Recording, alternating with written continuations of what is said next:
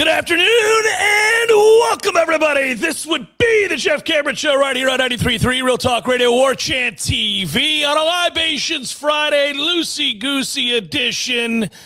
Thanks for being here. Hey, look, it's a gloomy, rainy, sorry Libations Friday in the sense that baseball's canceled and it's going to be overcast all day. Just admit it. You feel like leaving work right now and popping a beer.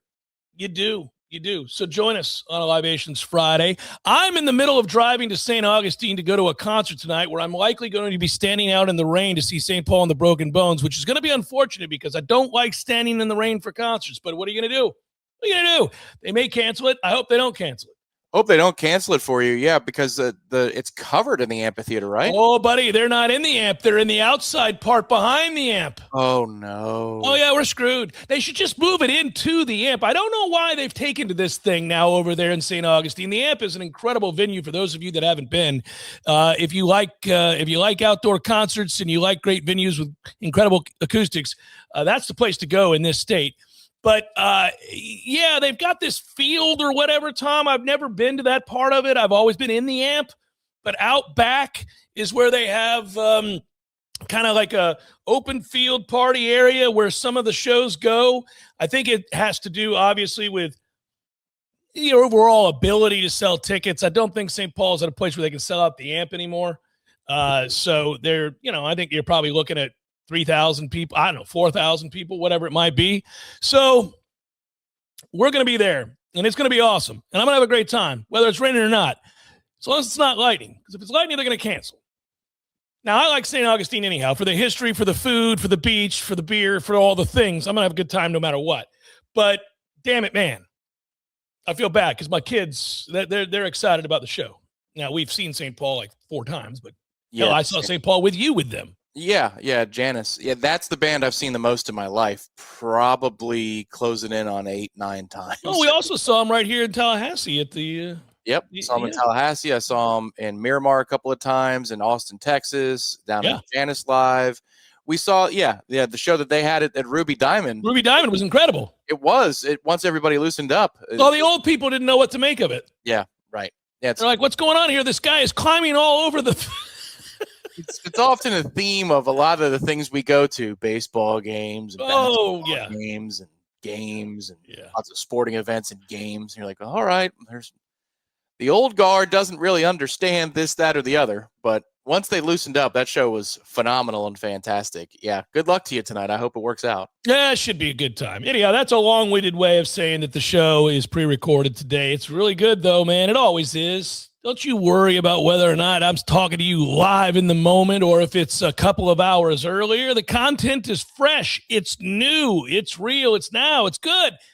It's, it's what it is. Hey, so I mentioned baseball's canceled. Doubleheader tomorrow. You probably already know that by now. 11 a.m. first pitch. I'm sure somewhere linked Jared is stewing over the fact that there has to be a doubleheader. He hates them. Hates doubleheaders. So it is. We will play one tomorrow, weather permitting. It's supposed to be nice tomorrow, right? It's supposed to be gorgeous tomorrow, and 45 minutes after the conclusion of the first game will be the second one. So it's your favorite kind of doubleheader. It's not a split doubleheader day-night. Let's get it on. They're going to keep on playing baseball as soon as the first one's done. So good job. Yeah, keep it on is right. I love it. Hey, you're going to laugh. You want to hear something funny? Was yesterday the silly Savannah banana thing? Was that yesterday? That was part 1 last night. Yes. Right. So this is funny. I'm trying not to be such a curmudgeon, but I hate the Savannah bananas. This is where Hater Jeff is back again. Yes, correct. Yeah. Well, it's stupid. The whole thing sucks. But anyhow, what I would say, it's great for little kids and people who don't actually like baseball.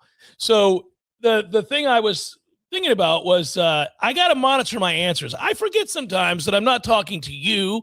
You're used to being able to, you and I can just talk with great candor about anything.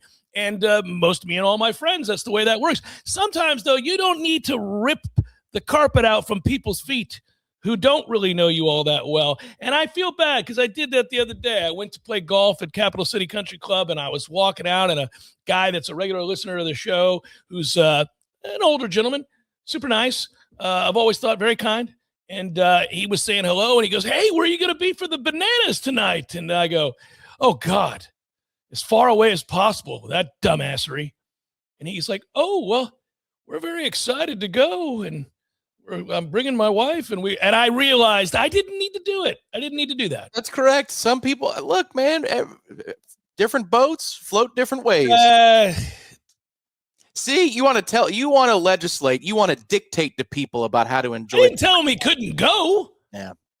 The judgment, it really pushes somebody in that direction where you're either stupid or you're having a good time away from the bananas. That's the energy you're giving off, No. What I'm saying is it's you're backing them into a corner in that situation. It's great for kids and people who don't like to watch baseball. When you say I'm going to be as far away from that dumbassery as I could be, you're calling the person a dumbass for going. No, I'm giving them my opinion about what I think it is, but I see what you're saying. Yeah. Now, if they feel guilty because they know that perhaps I'm right, then that's another thing. I would say this: I get it if you've got kids. I certainly get it. It's akin to the Harlem Globetrotters, which, again, it's nobody goes to that expecting to see serious basketball. They get to see tricks, and that's cool. That's fine. I will give you that. It is that, right? It's that thing. Yeah. There's another aspect to this that we're not going to delve into, but see, this is where, for me, I can stop in my conscience, in my heart, and say, not my thing. But he's like, not only is it not my thing, this is dumbassery at its highest. I don't understand. I didn't say at its highest. And I gave the caveat that if you have kids or don't like baseball, this is for you. Right. Which means that if this person was just going with family members and friends. No. Family members could be non-baseball fans, could be kids. Adult family members. Yeah. You are now castigating them as not a part of your tribe. I don't want anything to do with you. In the same way you would if they were all filing into Doak to see, I don't know, Florida Georgia line. So, yes. I would say that doesn't float my boat, but you know what? Hey, you do you, man. You do you. And again, absolutely you do you. If you're going to ask my opinion, I'm going to give it. And not only will you say you do you'll take it a step farther and say, yeah, no, I will. I am judging. Yeah. So you wasted money on something stupid, did you? I wouldn't start the argument. I would answer the question and keep it moving. I wouldn't castigate them, nor would I scream them down, call them stupid. It might be inferred that I am absolutely dead set against this thing. As far away as possible from that dumbassery kind of might start the argument. I'm just saying it might begin a contentious. Well, the good news is at least I was self-aware to know that I'd crossed the line. So I don't have to be lectured because I absolutely knew I had.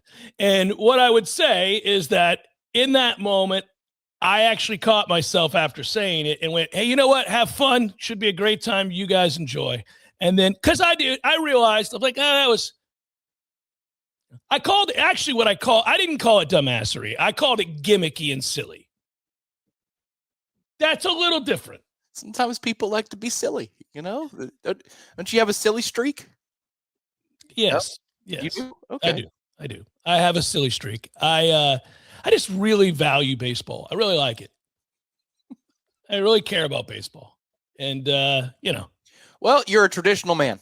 You care about traditions and values, and you value. That's true or not? I don't think that's true at all, actually. I hope everybody has fun at the bananas this weekend, guys. Go enjoy it. Frolic about it. Enjoy. Have so much fun. There we go. Perfect. I will be enjoying a margarita in St. Augustine. You will be enjoying the bananas. Either way, we are both enjoying our Fridays. That is right. And I hope you have a grand time doing it. I hope it's lovely. I hope you feel you're with your people at the Savannah Banana thing. I hope you do. Everybody is just having a good old time. Now, no baseball today. No real baseball today. And that is not where we lead. Instead, we lead to after the fact. Of course, this happened to us yesterday, which is that we got the kid, man. We got him. All right. Way to go, Noles. Marte Barnes commits to FSU. That is the combo guard, the 4-star blue chipper that, we got a little nervous about yesterday, Tom. We got very nervous because he was scheduled to announce his commitment to FSU at 2 p.m., and then 2 p.m. came and went. He did not announce his commitment. He then also pulled the whole announcement thing from his social media or social medias.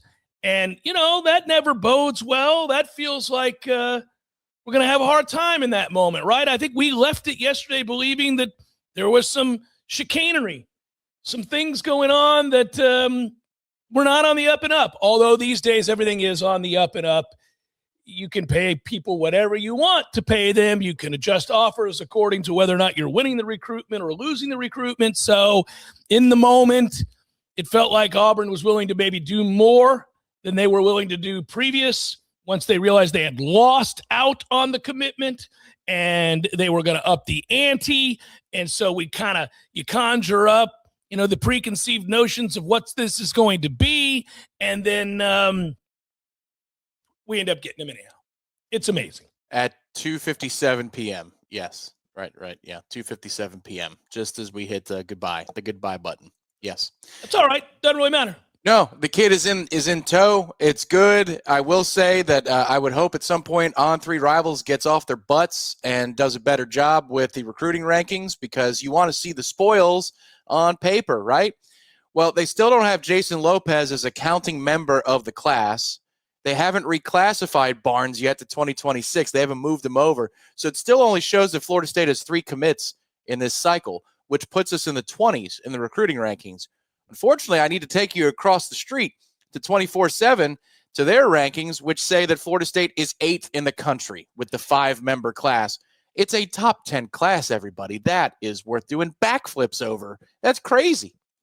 Well, it's really kind of aligned with what we've seen from Luke Loucks and his staff since he's arrived. I'll tell everybody out there that, and we had Luke on this week, obviously, and if you missed that interview, go back and find it. You can find it on Warchant TV. It's out there on the YouTube feed. But what I would say about this is with Luke, I talked to Luke before he got the job. I've been in constant contact with Luke over the years, partly because I got to know him a little bit, not a lot, when he was here as a player.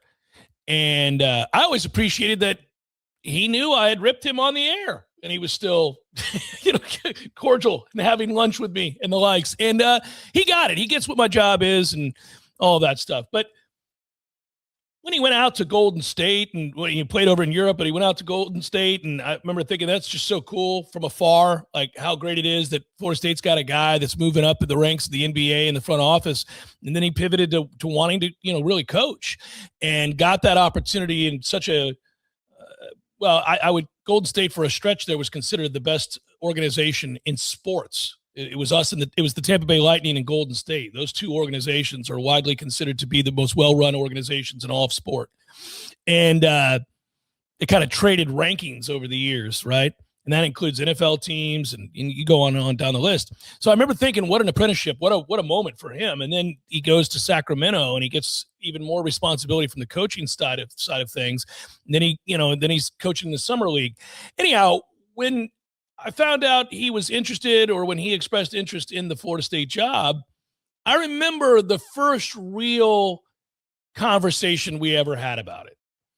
And, I said, you played here, you know the landscape, you know what it is to be a Nole in the ACC, from a basketball standpoint.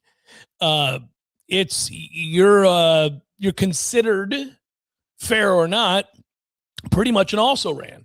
You're not a program of significance historically in the ACC. Now, that is the beauty of the Leonard Hamilton era and the run, the two separate runs that he put together, where we became a team of significance, including an amazing run of about 7 years where we were in the top 3 or 4 of the conference every season, including winning an ACC championship. Loucks is part of that. But that was always considered kind of shocking and an overachievement for a program that really would not be able to sustain that level of excellence. And also, that was built at a time where the college basketball, college football, college athletic landscape was completely different than it is now. And in this era of college athletics, it seemed that Florida State was even at a greater disadvantage than they were previous, because gone were the days where you could bring in kids whose upside you recognize, but were not so talented in the immediate as to be plucked by Duke and North Carolina and Kentucky and, all the elite schools that spend a lot of money, but back in the day illegally, on basketball. And you could get a Trent Forrest, and you could watch him emerge over the course of 2 and 3 years, where he was a guy that was a developmental player. If he had the ability to shoot with any degree of consistency, he wouldn't have been here. So you had to take your chances on guys like that. And if they hit, and that's what Leonard did and his staff did a great job of, if they hit by the time they were juniors, you might have something. And he did that with quite a few guys. He was able to sprinkle in an NBA type later in his career that suddenly there was momentum, but that took a lot of time, much to the chagrin of this fan base. So in this era, it's all about dollars and how much are you going to spend on a roster. And I wondered, how are you going to gain any traction, any momentum to build a basketball program around here? And Luke said, look, I get it. I'm going to have to hit the ground running. I have a pretty good idea of what I'm going to do with the staff. That'll help. Relationships in the state will help. Guys that have coached and recruited the state of Florida, there's enough talent there that if I can get those connections onto my staff, people that are friends with the right AAU people, the right pockets of college basketball recruiting, who've worked directly with them and their families, maybe I can win the services of 2 or 3 guys that change the fortunes of Florida State basketball, garner momentum, and get us into a position where some others take notice, and that maybe we get guys on a discount because of where this thing is headed and what we're able to provide them moving forward in the NBA. Where I can fall heavily into my background in the NBA. I can reach out directly to people who are with Golden State, who are Hall of Fame players. I could do the same at Sacramento. I could do the same with the people that I worked with overseas. And I can talk these kids into taking a little less now for a bigger payday on the back end. That was the game plan. This is what has been discussed. And he knew, and I think he made reference to it on Tuesday, Tom, you had to find a way to get something positive going here early. That's why I call it traction. You didn't have to win this year, but you had to give us signs that things were moving in the right direction and that there was some real opportunities within the next year or so to get this thing on a track that wins and makes the NCAA tournament. There's a danger. I mean, you're taking a risk. I think that's why they ended up having to hire, really the pool of coaches they were looking at were alumni. I mean, if we're being honest, most of the coaches that you would have said, I'd like to bring in who had great names like May and guys like that, who had great names, these were guys that were going to take one look at our rev share budget for basketball, one look at our NIL budget for basketball and go, yeah, no, I'm not coming here. And that's what happened. Those guys, all the guys that were not Noles, that didn't have an emotional tie or connection to the program, those guys, they were interested because it's an ACC job, but they were interested, I think, for the purposes of leverage, to get whatever place they ultimately wanted to go to give them more money or to, initiate conversation. So that's why I think you were always looking basically at a pool of alumni or lower tier guys that were on the rise that maybe weren't in a position to get a better job with more NIL and more rev share. And so that's why I thought Luke was a good hire, was he understood the landscape. He understood what was going to happen here, and he was going to have to sell the hell out of this whole NBA thing. They got that traction this year. No matter what happens from this point forward, they've been able to achieve that ultimate goal. They've got a class that is going to, as Tom correctly points out, once On Three gets off their ass and ranks it properly, this is going to be a top 10 class. They've won over those kids. Now, that's about relationships, a lot about relationships. With Marcus Ponder, for example, who's kind of the bell cow here. You get Baby Shaq in here. You bring in a 6'11", 7-foot, 280-pound athlete at center. Other top-tier kids want to play with that. So now you've got something that is what you're going to orbit around, right? Now you've got this thing, this central piece. And you've convinced a couple of other kids who you also have relationships with, like, hey, we got this guy. He's going nowhere. He is committed. We can pay you. It's not nothing. We're going to give you a good check. It's less than you will make if you choose some of these other schools. But I'm going to make you more on the back end because of what I'm going to do for you while you're here in NBA preparation. Let's do this together. Let's turn it around. Let's move in the right direction together. You'll be part of something that you can be forever proud of. And I think that message has resonated. Now, what I find fascinating is you go out and get Barnes, and here's the quote. My family means everything to me, and we're a real tight-knit group. Coach Loucks and his entire staff have earned their way into that world through actions and their transparency. They're honest people who hold values and want to see others win in life. Coach Loucks' experience in developing NBA guards, along with his understanding of the game and ability to communicate that perspective, is impressive. I'm confident in my skill set, but also feel a personal strength as being cerebral. So I appreciate that approach in Coach. Tom, that is, listen to me. I don't know this kid from Adam. Yeah.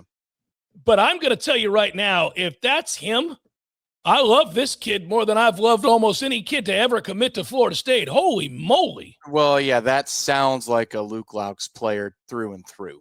And they did get lucky. You have to get lucky a little bit, but this cycle might have started the momentum because it's not only relationships, some of them are downright familial. You've got a brother of an assistant coach coaching a top prospect. That's how you land one guy. You're on the 4-on-4 circuit, the 3-on-3, 5, whatever it is down there in AAU, down in South Florida. So you already have prior relationships. You got to capitalize when you start, though. The new car smell. That is always the thing here. And somehow, some way, with little to no money, they have allowed for the new car smell to exist and to build. Now it's all about what you do with these players next year. You got to make the tournament at the bare minimum with all these guys next season. You got to make it.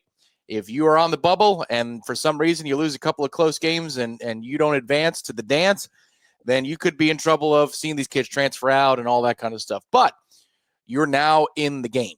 That's the whole thing. How quickly could Loucks get us in the game? In a sense, before we tipped off against Miami this Tuesday, we were in the game this year, which is wild after starting 0-5 in the ACC because there was a path towards at least being in the bubble conversation if you had won out in the regular season and you'd gone 11-7 in ACC play, and then you won a game or two in the tournament. People would have had to at least put you on their next 4 out, if not their last 4 out. You still are good enough, I think. They're good enough to catch fire and catch some teams going through the motions in Charlotte and to make a run to maybe the semis or the final round of the ACC basketball tournament this year. I think they're good enough to do that, especially if they hit some perimeter shots. Yeah. It's crazy. That was the goal here, was know thyself. And by what I mean by that is know what this program isn't when you take the job. That was a big check for Luke when he got here, was he knew what this program was not sure. What he wasn't utopian about what it could be. And then get yourself in the damn conversation by hook or crook. He's done both of those things. If they were to fall flat on their face the rest of this season, he still has accomplished both of those things. We're in the conversation now. Good for him. It's been a successful first year. Very successful. The relationships, the commitments, the turnaround in season, the ability to pivot away from a certain way of playing and philosophy that you had espoused early, development. There's a lot of evidence that this is moving in the right direction. Now you get these commitments. It is shocking that Florida State could finish this commitment cycle with a top 10 class. It's nothing short of a minor miracle. Now you've gotten enough of some of the money people, and I said this out, I laid this out a couple weeks ago. Surprisingly, of the money people at FSU, And anybody that is behind the scenes that understands who those people are, there's about 10 to 15. There are a few of the big wigs that really want basketball to do well, that really have been persuaded initially by Luke and his staff to help out the efforts at Florida State. That's another win for Luke and his staff, that you go immediately and have those dinners and those conversations upon getting the job. And this is the fruits of that labor. This is what you're getting now. And it's exciting. It's just exciting. So big win yesterday for Florida State. The Combine was yesterday. I'm going to bring it back to Florida State. There were some things I loved about what I saw yesterday. Of course, it continues today and tomorrow and all that. But some things that bothered me yet again, but also some observations here about the players yesterday who really stood out. I'll touch on it in a moment. Jeff Cameron Show, 93.3 Real Talk Radio, Warchant TV. College football / pro football talk for the next entirety of this segment and maybe a couple of others. The NCAA football panel proposes changes to the targeting ejection rule. We keep updating this. I'm glad. I like to see these being a topic of conversation. Division I football rulemakers have proposed a 1-year trial rule that allows a player who's disqualified for targeting for the first time to play in his team's next game, regardless of which half the penalty was assessed, the NCAA announced yesterday. Currently, players, as you guys know, disqualified for targeting must sit out the rest of the game, and if the penalty occurs in the second half, they sit out the first half of the next game. This did affect the University of Miami, and their secondary had a player out for the first half of that Indiana game who happened to be one of their better players because he got called for what I thought was an erroneous, bogus targeting call in the previous game. In the second half of said game, he had to sit out the national championship game. That seemed hardly fair. I loathe Miami and would like to see them at a disadvantage in all things, but that wasn't targeting. A. B, really overly penal. Always has been. It's ridiculous. Under the Division I Football Rules Subcommittee's proposal, a player disqualified for targeting a second time during the season would sit out the first half of the next game. A third targeting ejection in the same season would cause the offending player to sit out the entire next game.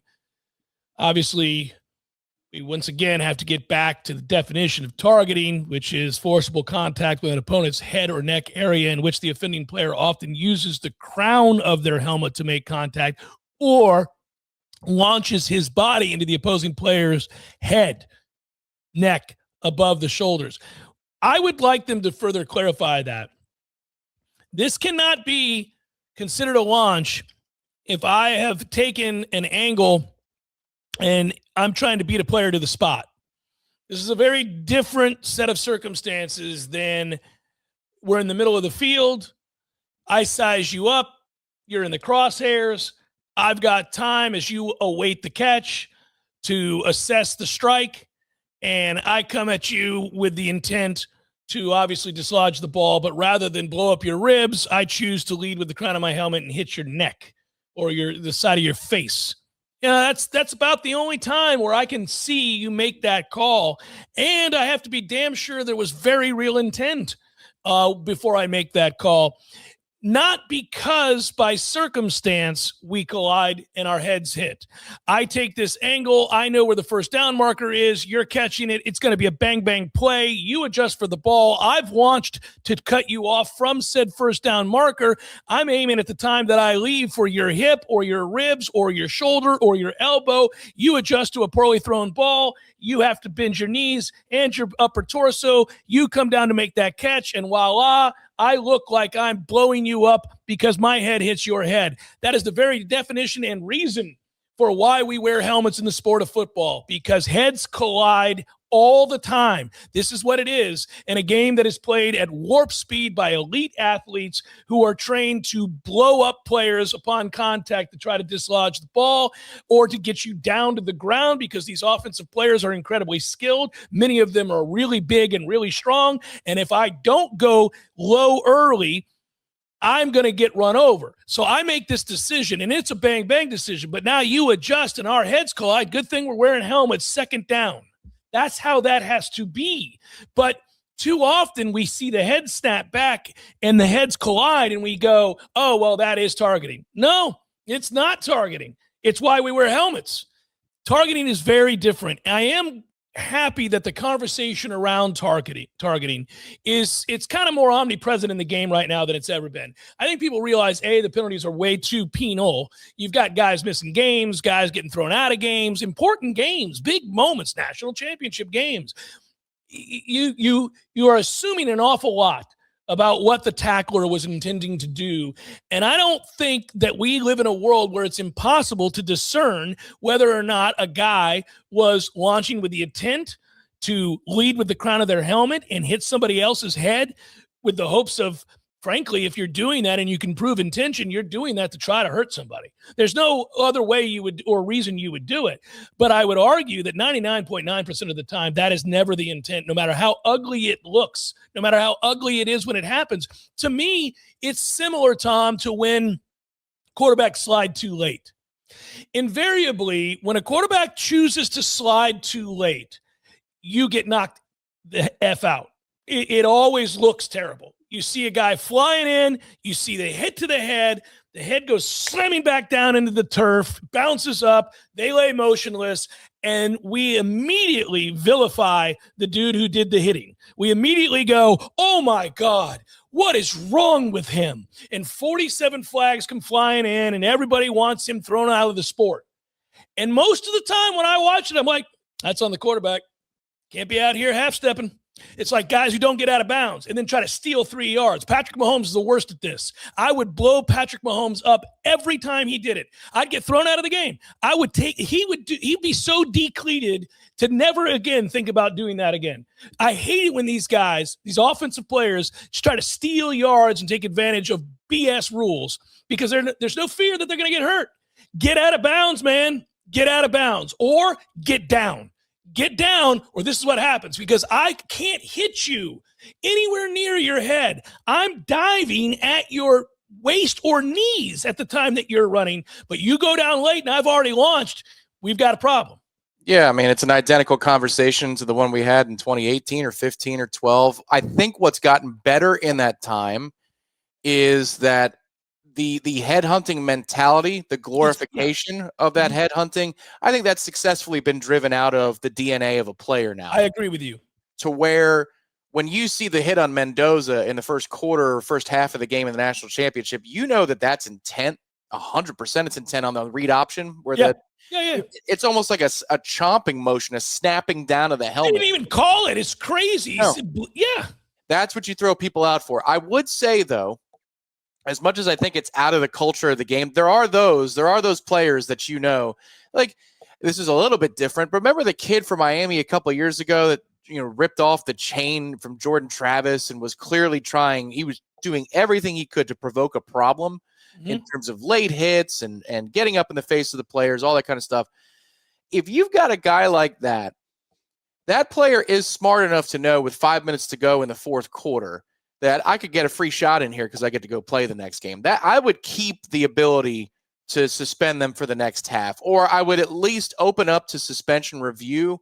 I think what targeting was trying to do was prevent hearings for players and suspensions and appeals and that whole lawsuits as well. And, right, by having just a blanket rule that if it's first half, you're out for the game. If it's second half, you're out for the first half of the next game. I think they were trying not to have a league office at that point to weigh in on those rulings. I think you would have to reinstate a league office now if automatically I decide that the value of taking a shot at a quarterback in a tie game with 4 minutes to go, the value of me going high and getting flagged for it it's worth it. It's worth it to me. I'm going to miss 5 plays, 10 plays. No big deal if I knock that guy out of the game. That's a trade that I'm willing to make. You're going to have a check and balance there because I think what this opens the door to is a little bit of a value judgment because let's be real. There are certain coordinators and there are certain players that they understand the math of that situation and they might take advantage of it. That's what I would guard against at least. If you're going to lift that provision and allow the kid to play the next game, you at least have to have a review board or a disciplinary board that says, man, he knew what he was doing. That was a value judgment. He thought it was worth it. So be it. You're suspended for the next game. That would be the only check and balance I'd like to do. 2 things with that. I'm agreeing with you about the review process in general. They've always needed a review process. If they had done a review process after the semifinal game, the kid from Miami would not have been suspended to start the next game. They would have seen that there was no intent. with the targeting call that was laid on him in the previous game. In fact, they would have seen that should not have been a penalty, but anyhow, it was called. So I'm for some sort of review process. The other thing I'd say is I don't think it would be as pervasive as we worry about, because you get one of those. So, yeah, you might take that shot, but if you do it again, you're suspended for 3 games. So, I mean, you're not really going to get to do that all that often. No, well, that would be, yes, if you've got a review board and it's that, and the penalty is that egregious, it should be. It's just that, like, I understand that we get mad about the 15-yard flags, and I do too. Don't get me wrong. There's actually no flag I'm more mad about than a prayer throw that's underthrown by 15 yards and magically it's PI. I can't stand that penalty.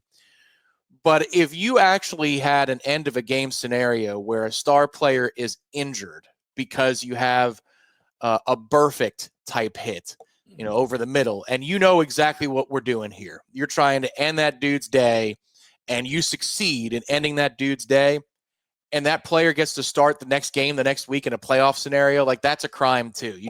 You got to find a way to balance that a little bit, to scare the player and deter the player or the coach away from instructing to injure. Yeah, luckily, I think that's far less of a problem compared to the constant calling of that penalty that is not applied properly. You know what I mean? Like, they F this call up 99% of the time. And they do. I agree. Yes. Yeah. I think that's pervasive. What you're talking about is rare. It happens, and I'm with you. That's why a review board we're in agreement on. Yeah.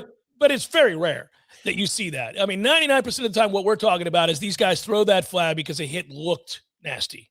Correct. It just looked scary.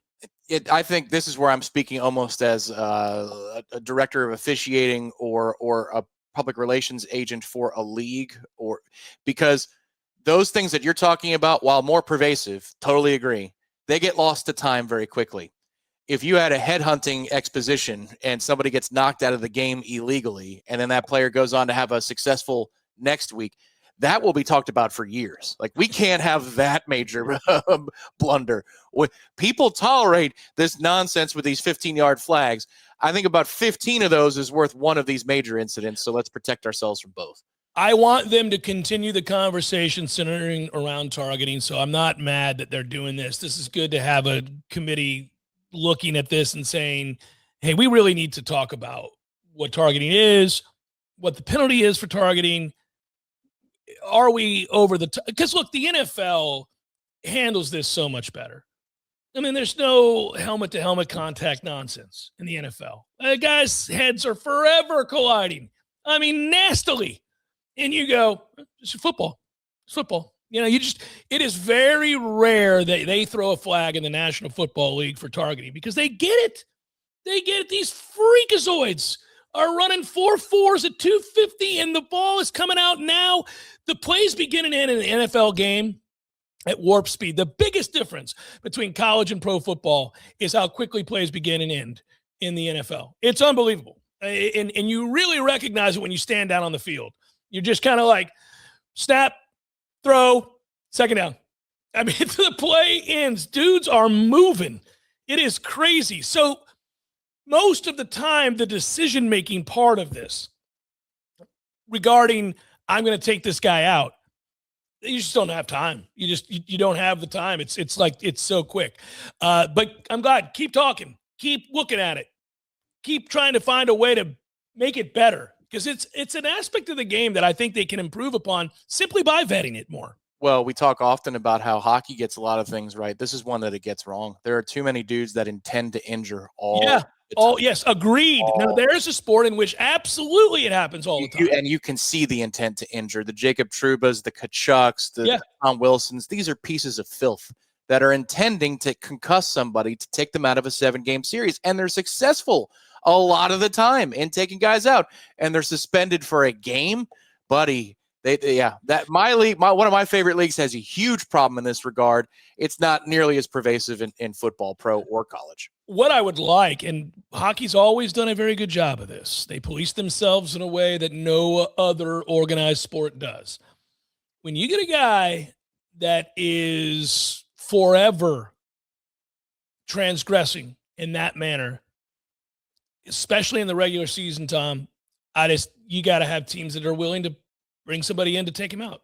Yeah, I've yet to see that. Just straight up take him out. I've yet to see that with Tkachuk. If he gets ever taken out on a stretcher, I'm taking the next day off and celebrating. It'll be a good day for the sport. I will tell you that the Lightning brought in dudes who are intending to do just that. They did, yeah. The problem is in a playoff setting, you're docked with a 2-minute instigator penalty for responding to ill, and that means you put the other team on a power play. That could be the deciding factor in the game, which sucks. That's why these things typically happen when the score is 2 or 3 goals wide in the third period. But yes, Tampa Bay does lead the NHL in fighting majors. Yeah, they're not having it. They changed the entire mindset. And by the way, that they specifically, we saw what Hagel did, but I mean, they specifically go after him now. They're like, nope, we're not doing this. You even look at us wrong. We're not doing this. Well, yeah, I mean, yes, he was headhunted last year twice. I'm tired of it. Yes, I'm tired of it. It's a concussion thing. If you want to, break somebody's chest wall, I'm here for you. But it's the flying elbow to the head thing, man. Like, no, can't be. I mentioned the Combine. I got to touch on it here in a second. Jeff Cameron Show, 93.3 Real Talk Radio, Warchant TV. Jeff Cameron Show on a Libations Friday, 93.3 FM Real Talk Radio, Warchant TV. Short segment here, so I'll get a little bit more wordy in the second hour on this. I took in a lot of what went on in Indianapolis yesterday. I don't want to turn this into a bitch fest, but it is really, we all know this. When you're a Florida State guy, you look at the draft both through the lens of what does my team need, and then secondarily, you look at and that's all football fans. And then secondly, you say, which of our guys have a chance to get drafted and where might they go? So you're always assessing kind of how are my guys going to do? And everybody likes to do that. I mean, I think all people want to feel proud and excited about what they've built and what those players did for you when they were at your school. And you got to see them play a lot, obviously more than you saw anybody else play because you went to all the games and you watched all of Florida State's games in this case. And so, you want that. It's a badge of honor in a way. And this, we all seem to regress when we're talking about Florida State football these days into a complaint or a bitch fest because it's hard not to when you've had back-to-back losing seasons and you haven't won a road game in 2 years and your aggregate is dead-ass last in the ACC in that span. It's hard not to bring that up because those are the realities of your situation. That is not, I'm tired of the negativity, you babies. It's none of that. That's just the reality of where you're at. And it's not fun. Now, I get the person that says, yeah, that's true, Jeff, but I don't have to hear it every day. No, you don't. But I can't pretend it's not happening, and I'm going to talk about it. So that's the juxtaposition we find ourselves in. And yesterday served as another aggravator, Tom, because here I am watching the position groups yesterday. You got defensive line, you got defensive ends, you got linebackers. And, Florida's got 9 guys at the Combine. 9. We had 1 that was invited. 1. And it's a great illustration of how piss poor we've been in the world of recruiting and development. It's ridiculous. And when I see some of the players, now look, it's not a secret that we're worlds away from a program like Ohio State. But on display yesterday, Sonny Styles, who I'm so aggravated, that's who I want the Bucks to get. But after yesterday, good freaking luck. Because that guy's combine yesterday may have just vaulted him into the top 5 of the NFL draft. I mean, he looked freakish. But I'm watching Caleb Banks from the University of Florida, the 6'6", 340-pound defensive tackle who put up mesmerizing, explosive numbers. He's going to ascend into the first round of the NFL draft.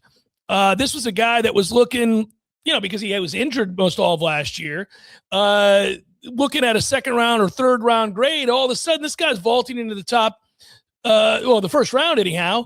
And I'm looking at guys and the clay that they're working with and the clay that Ohio State's working with and the clay that you see some of the better teams working with and then what we're bringing in. And I'm just reminded of how lacking it is. And it would seem to me that if I were the author of this situation, meaning Mike Norvell, his staff, this program, this athletic department, These are indicators that are objective truths. They're not opinions from a guy on the radio. This is what the NFL is telling you about the talent you possess, the talent you're developing, that you're bringing in, that you're recruiting, and that you're fostering. And they're telling you, you don't have any. Hour number 2 forthcoming. Stay with. Hour number 2, Jeff Cameron Show, Libations Friday. Loosey-goosey? You can say it. You can do it. Try again, Jeff. Loosey-goosey edition of the Jeff Cameron Show on 93.3 FM, Real Talk Radio, Warchant TV. Hey, if you're listening on 93.3 FM, thanks for doing that, man or woman. We appreciate you. You're supporting local, Tallahassee's only locally owned and operated radio station. In fact, thanks for watching on Warchant TV.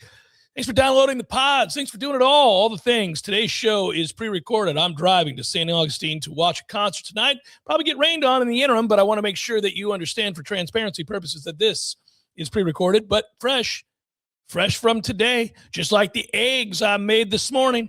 Fresh as can be, tasty. Threw in a little bacon to boot. Good times. I've gotten to be a master, Tom, on my Blackstone. I've got a little thing that allows you to crack the eggs and make sure they stay in one spot. You can make the perfect egg. And then I got the bacon going over here, maybe a little bit of hash browns. I feel like a short order cook. I'm just chopping it up. Beautiful. I'm going to do this every day. Well, I won't be here this weekend, but when I get back, I'm going to keep doing this every day. I love it. You know, a good sign of aging, and I don't mean this as like old. I mean maturity. A good sign of maturing is that when you buy something, it's a splurge, if you will, according to your budget sheet, that you actually use the hell out of it, because that is self-actualization. There are points in our lives where we splurge on something, and perhaps a jet ski. And famously, yes. And you just never use the damn thing. You think you will. You lie to yourself that you're gonna, but you don't. But as you know yourself and you mature more, when you do spend $1,000, $2,000, $3,000, $4,000 on big purchases, you will use the hell out of them. And I'm glad to see between the grills in the recent years, the televisions, the Blackstones, soon to be the Marantz. The Marantz will be used in a way that's unhealthy. Yes. Yeah. Well, the Marantz situation, I continue to delve into it. It is a juxtaposition in which I am frustrated because I like to be able to justify, Tom said, big money purchases, right? I knew without question that when I bought my 100-inch television, it would be used incessantly. I have a perfect room for it. This is the main room we all sit in as a family. Movies, sports, whatever is always going to be on back there. So it was perfect. The bed that I bought all these years ago, the avocado that I bought, that's the name of the bed, I'm still using to this day. My wife and I love that bed. It's an incredible bed. It was not cheap. It's the best bed I've ever owned. I can't wait to jump in it every night. Love that bed. That bed calls to me all seconds of every day. And I'm like, no, got to be productive, avocado. Can't do it. But I think about that bed. It's a good bed. And then, the Blackstone wasn't that expensive. I got the biggest Blackstone you can get because I just don't want to be pussyfooting. I mean, if you're going to do it, you got to do it. And it's got all the accoutrements. It's really cool. But I use it. I use it all the time. 4 days a week, minimum, maybe 5. There's going to be a time in your life, perhaps retirement, when you get your own golf cart. And when you do, it's going to be the one that goes 40 miles an hour. And it blares really loud. It's going to be obnoxious. Because when you say yes to something, you don't say yes to the lighter version of it. You say yes to the all-in. But that's you, because you're going to use it. You're going to use it to death. Yeah. But I look forward to riding in the golf cart that you purchase when you sign off for the final time, because we're going to be able to get around all these tracks in like 90 minutes. It's going to be, we got no time for it. Playing through. Goodbye. Yeah. Well, that's the story of John Rahm out in Arizona. He's a member at a prestigious club out in Arizona. Before he became the John Rahm, once he got his first multi-million-dollar endorsement deal for, his clothing and so forth, he bought this incredible golf cart that has like the kind of stereo systems we used to put in our car in the 80s. That was like half the fun. I'll tell you this much right now. People of a certain age, 40s, 50s, you remember the glorious time of kind of putting together the sound system in your car. Whether you had the detachable face Pioneer, the Blau Punk, whatever, what you did. You know what you did. And I did this too. And you'd go get the 6x9s, and then later on you get the bass boost. You had it all. It was unbelievable. I was forever doing that. And you had to know the right guy that could install that on the cheap for you. Well, of its time, that was the television wall of today, was the wall of all of those plates, all those plates. That was really cool. By the time I became a driver, these systems were already very good in the cars. Mm-hmm. But when I was a kid and my sisters were picking up stuff for their own vehicles, man, whenever we went into Service Merchandise or Best Buy or wherever, like that was the wall that you wanted to go see. Those animations were crazy. We, in my generation, elementary, middle school, those were the home systems, the 7 speakers, the 11 speaker systems that you would put in and you would patch through in the old aux cable, which people still call it the aux cable. Oh yeah. Who's got the aux? Yeah. Or you use the component, the red and the white, stereo plugins that I would sync up with my PlayStation 2. Like those were the things that we obsessed over. Does it have hologram effects? Does it have this? I was like you. My dad decided to go all in. He was excited to do this for me. He was a big part of this purchase. It was the 50 CD changer. It was a vertical tower changer with a 7-speaker system. I still have some of the parts scattered in my storage. So think about how excessive that is. Like, I need a 50 CD changer, sweet Jesus. My dad knew that when we moved from Clearwater to Palm Harbor, that even though we were moving to a golf course, I was really sad. I loved that house. It was the only house I knew. He's like, I'll tell you what, son, when we're done with this, I'm going to take you to the Best Buy. We're going to go get you the best sound system. And like, he never was like that, but for whatever reason, it's because he wanted to buy it. He wanted to buy it. Of course. Then we're going to get a grid and we're going to put all the CDs. You can list them. And he goes, all right, so number 32, here we go. This is good. This is 32. And I did. So when I opened up the armoire with it, on the left was a piece of paper taped to the wall with all the CDs cataloged, 1 through 50. I loved the process. I had many a car from 1986, 87 on, in which the stereo systems back in those days did not have quality audio. And you had to make those purchases. And I remember doing that and getting so excited, saving money from my jobs when I was working out the Don Cesar, buddy, saving my ice cream money before I got busted for taking the quarters out of the Miss Pac-Man machine. And there it was. I would save, and then we would go to those audio stores. By the way, those audio stores were everywhere. Like, those places were everywhere. It was, now there's like 2 places where you can go to that, but those stereo stores were a dime a dozen down on the beach. Pull in there, like, all right, let's see if Dale's got a good deal this week on the whatever, and I would, buddy, I loved it. And then it became a whole kind of a contest between you and your buddies. Who had the best audio system? Yes. Now, that was still in our own homes. I was without a doubt the champion. Many had better televisions than I did to play video games, but nobody had a better sound system. The subwoofer was 15 inches. Oh, yeah. No, you need the subwoofer, the equalizer, by the way. I loved all the lights, man. My parents were furious. When I discovered Afro Man, they were like, what in the world is going on here? Like, they were not happy at all with that shit. I'll never forget, and I think about this all the time, that I would go. So I had a friend when I was growing up that his father was like a 5th generation successful attorney. They were multimillionaires, and they did not spare an expense for my buddy, who was the most spoiled individual I've ever been around, but didn't act like it. But he was. when bikes came out, the BMX bikes, I'd get a bike that I was all excited about. My Mongoose, I couldn't wait to show it to him. And then he had a bike that was worth $500 more than that Mongoose immediately. It was better than anything I could have afforded. And then the next thing you knew, if it was he was the first to ever get a ColecoVision. When ColecoVision came out, I was like, look at Andy's got a ColecoVision. This is ridiculous. That was like this mysterious gaming console that you could get. And then everybody had a ColecoVision. And his dad added on an entire wing of the house while we were growing up. He drove a Porsche. He was amazing. It was awesome, all that stuff. But his older brothers, and he was like you, Tom, clearly they were surprised about Andy being born. They were not expecting. Total oops. Whoops. Yeah. So because his brothers were all 10 and 12 years older than him. But here's what was cool about that. They were already of the age where stereos meant everything. And going to concerts meant everything. And so here I am, 10, 11 years old, going into their rooms, and they would have it blacked out. They had blackout curtains. It was a concert. It was unbelievable. And I remember Rush's 2112 coming out and playing that on their system with all of the equipment that they had purchased through Rich Ass Dad.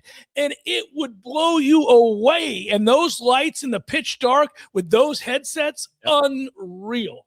Yeah, that's why I have a lot of appreciation for the 70s and the 80s is because of that influence. Like I learned about NXS before I learned about New Kids on the Block. Right. Because my peers knew all that stuff. Man, I was being raised on New Wave and 70s. And I do, just quickly, because I like asking AI questions like this regarding your golf cart, I said, how fast is the fastest golf cart that is legal for a golf course? And it said, while most golf carts are generally 25 miles per hour or under, considered legal for the maximum safe speed, you can customize golf carts that exceed 50 miles per hour. I don't want to do that. That's how you die. No, you're getting a 50-mile-an-hour golf. I don't need to go 50 on a golf course. I'm trying to leisurely go through my day and avoid human contact. I don't need. I could remember either down this hill on 16 all the time because that's just fun because the hill's right in front of you, or the Devil's Elbow. You've got about 40 miles an hour down the Devil's Elbow, and I was wondering if that was my last day on this earth. Well, I always gun it. When you and I are together in the car, I always gun it. Yeah, that particular little turn there with the bridge, because the bridge ain't even. That's we've never had an accident. That is correct. We've never had an accident. I think you trust me implicitly as a driver. That is mostly correct. Yes, I do on the highways, but in the golf cart, I'm a little worried because sometimes you take those corners. I think I might have had an accident if I was in my 50s. Well, okay. The combine is underway, and there are a lot of things that are absolutely ridiculous about the combine. It's things that simply don't matter about guys and their position groups. There are a lot of things on display that really matter. Certain traits do matter at certain positions. We know this. We've seen the evidence. But I do think it's incumbent upon us, those of us who like the NFL offseason, free agency, the draft, player evaluation, everything that builds up to the regular season itself, and that allows you sort of the backdrop to get a sense of where you're at, what you're doing, not unlike what I was just describing as being frustrated for Florida State, where you get one guy invited to the combine. Florida, who's not any good at all, has 9. Never mind the players at the top of the board for Ohio State. You look at the quality of the clay that they're molding up in Columbus compared to what we're molding, and you'd say, we're not doing well. What I wanted to get to when I was bringing that up wasn't actually all negative. It is negative, but it wasn't all negative. Like, wouldn't you, Tom, this is an honest question. It may be rhetorical, but I would like your input here. Honestly, if you're Mike or any coach, we happen to be using Mike because that's the team we cover and care about, but if you're any coach and you're assessing your program, all coaches talk at length about self-scouting, about taking a look and moving internally and sitting down with operations and kind of figuring out where are our areas of strengths? Where have we succeeded and how do we sustain that? Where are our areas of weakness? What are those? Can we identify those? And how do we improve in those areas? That is a task that every program, no matter how successful they are, must sustain and must be vigilant about. And I just feel like if you're Mike and that's your situation, where you are not churning out pros, you are not putting guys into the league in the way that you once were here. He did do it. Now, albeit most of them are portal players, but that's okay. You identified guys with real upside, further developed them, got them to succeed on the field, and launched them into the NFL. That'll work. You should have been able to parlay that a little bit more when it came to traditional high school recruiting, but nonetheless, there was a moment where that happened. It's not happening anymore at all. And you're not putting players into the league on the regular, certainly not over the last couple of years, and you're not developing guys. And when you are tasked with defeating teams like Florida or Miami, who are absolutely churning out NFL players right now, it's incumbent upon you to take a good look at that process and say, how is it, why is it that I'm failing to this degree? And I don't know how that wouldn't be a number one on your list of things that you need to improve, because that is the game. It's players. That's the game. And I would think that you would everything in your power to change your fortune in that regard. Now, you might say, well, they're trying now, Jeff. They weren't necessarily aligned and ready to operate at peak efficiency before, but they've learned from their mistakes and they're going to try it now. Maybe. We'll see. I don't know. There is a bit of an avalanche effect that can take place there, where once you're on the wrong end of that, and once the perception of who and what you are is what it is currently, you may not be able to overcome it. Yeah, I mean, look, self-scouting needs to be a part of the process. He hasn't been motivated historically in his time here to get better at high school recruiting until maybe in the last year and a half. The hard part is that all the changes that were made that could affect the future were made 2 months ago, but you can't see the fruits of those labor until 10 months from now if he retains his job. That's where we are. We're kind of stuck. They've already made their adjustments. Their new edges coach has an exceptional reputation in terms of what he can do on the trail. Is it going to be enough this go around? I don't know. We had this problem last year. It was a total conundrum because you felt like Mike was on the brink, and if he had a losing season, he was going to get fired. That was incorrect. He had a losing season and he didn't get fired. But the thought was, are you going to give these new coordinators enough time to set their way to reap the rewards of any improvements that are made? And obviously there wasn't enough improvement. But this year, I'm looking at a couple of new position coaches and I'm thinking, yeah, these guys might be pretty good on the trail, but it's the same question as last year. Is he going to succeed enough in the first 7-8 games of the season to where he's not dead on arrival at the end of the year? I don't know. Hard to say. But what they did do, what we do know, is that on two levels, they have made significant change. I wouldn't call it fundamental, but significant change. You're bringing in scouts on the front office side. We like a couple of the people they brought in, one of which just came in from Duke. Good job there. You brought in 3 or 4 new assistants. When you're combining not just position coaches, but also some lower level assistants as well. Is it going to move the needle for you? I don't know. It could. The thing that they did last year was they arrived at a top 15 class because they went with quantity. They're looking to overhaul it from the high school ranks. We've been begging for that. Problem is that's going to take a year or two to take hold as well. Will he be here long enough for it to take hold? I think that's we're constantly having to argue about, has he done enough? I think the biggest argument is, does he have enough time to know at this point with the latest round of changes that he's made? Is he going to be here long enough to see whether or not that 2026 class is successful? Or some of these new coaches that are brought in, are they here for 9 months? And then whatever work they do on the trail for us for these 9 months, they take with them to the next destination and walk in with the Rolodex? It's just, it's very hard to pinpoint and freeze because everything feels so fluid. Maybe I'm wrong. Maybe things aren't fluid. Maybe he goes 5-7. They keep him again. It's hard to say. Yesterday's workouts featured defensive ends, linebackers, defensive linemen, and without question, the stars yesterday were two Ohio State players, linebacker Sonny Styles and edge rusher Arvell Reese. You see why Ohio State is perennially an elite team. These guys did freakish things. Sonny Styles is nearly 250 pounds, Tom. He ran a 4.46. We are entering into a realm that I could never have envisioned way back when I played football. I mean, if you're nearly 250 pounds, how are you running that time? It didn't seem humanly possible. You want to talk about explosiveness. Not only was he that good, he was near the top, finished near the top or at the top in the other areas where we talk about what to look at for position groups. Some of the things don't really matter. I don't really care if my offensive lineman is running an elite 40 time.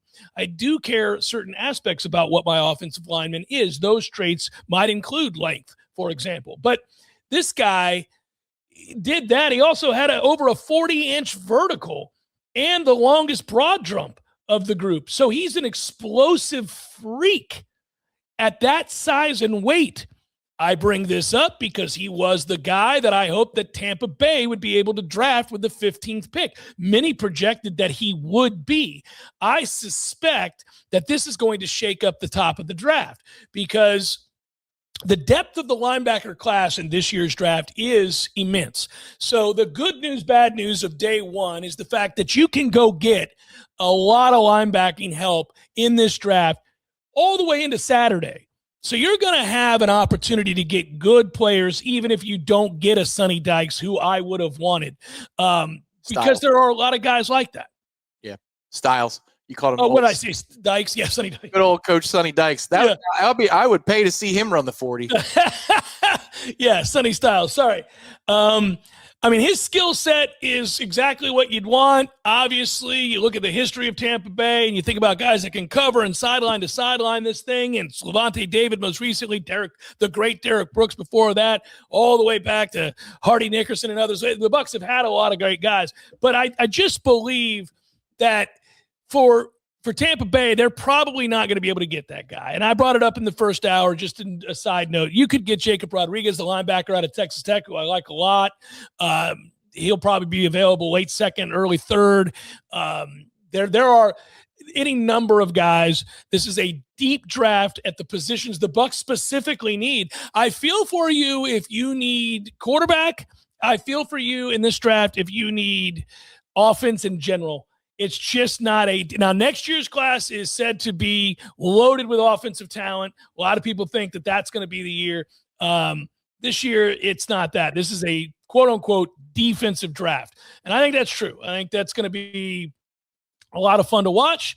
I'm kind of excited to see what we end up getting this year. I think, by the way, if you're a Dolphins fan listening to this, probably get the offensive lineman from the University of Miami. When you draft 11th, it could be that need helps Tampa Bay out here because if you look, and that's what the draft is all about, right? Who needs what in front of you? And I can argue that you can get to 15 and Sonny could still be there. I just think with the numbers he put up yesterday, there's just a chance that somebody's going to say, well, I can't pass on the best available player. I think a general rule of thumb, and I've heard GMs say this before in the past. Now, I don't know that everybody drafts this way. But when it comes to a first-round pick, okay, you got to have productivity in year one with a first-round pick. And I would argue, and I've always loved this mentality, you can't accomplish this because so few players ever can become this. But your mentality for day one guys ought to be, do not draft a player in the first round that doesn't have the potential to wear a gold jacket. That ought to be what that's your philosophy. Now, the odds are he's not going to be that. Injuries and the like and all that. But you go into it with the mindset, does this guy have the potential to someday make it as a Hall of Famer? Could he be the guy? And, you take him with that in mind. And yesterday, I kept thinking about that. I kept thinking about Sonny Styles has the traits of a man that could have a long, fruitful career.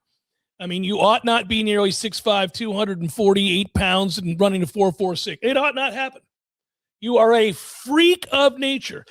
We first guessed it, talked about 2 different articles that came out before the combine began. I invited you guys to go to The Athletic and read one of those. Made reference to it yesterday. There were 15 guys. They said, here are your freaks. He was atop that list. And man, Arvell Reese turned out to be that too. Makes you wonder how the hell Ohio State didn't win the national championship again last year. Goodness gracious. Yeah, and then they got bullied on defense by Miami. That's another thing. How do you get bullied? But they had 3 down linemen, and Miami, the blocking assignments they needed were right before them. Everything was right before them. It was easy peasy. Once Ohio State went into a 4-down front, you saw much more resistance to the run game.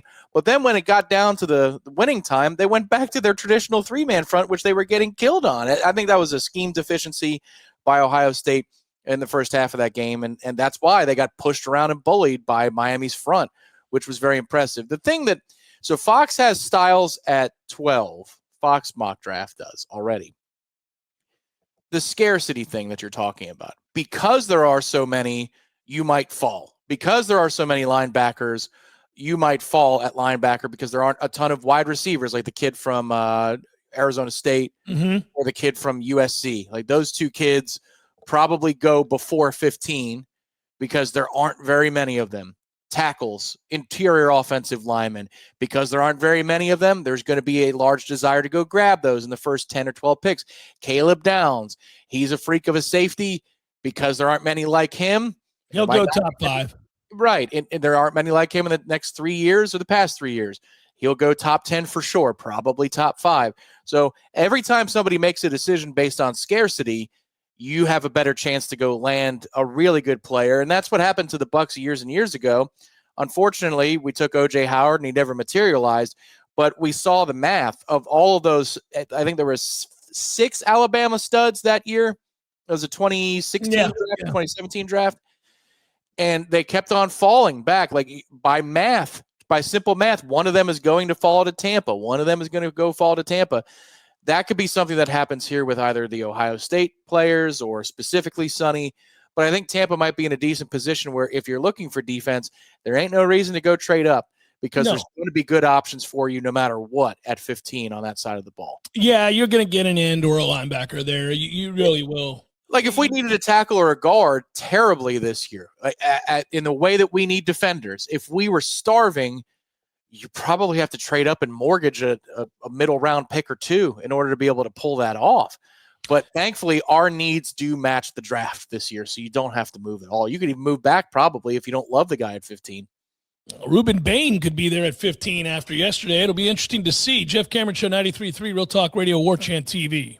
Talk about pass rushers in this draft. When I read about what when GMs and coaches are looking for out of pass rushers, you specifically, you're looking at certain things. Traits matter at that position. I talked about that earlier. You want height, you want long arms, you want short area quickness. So the 10-yard times are really important.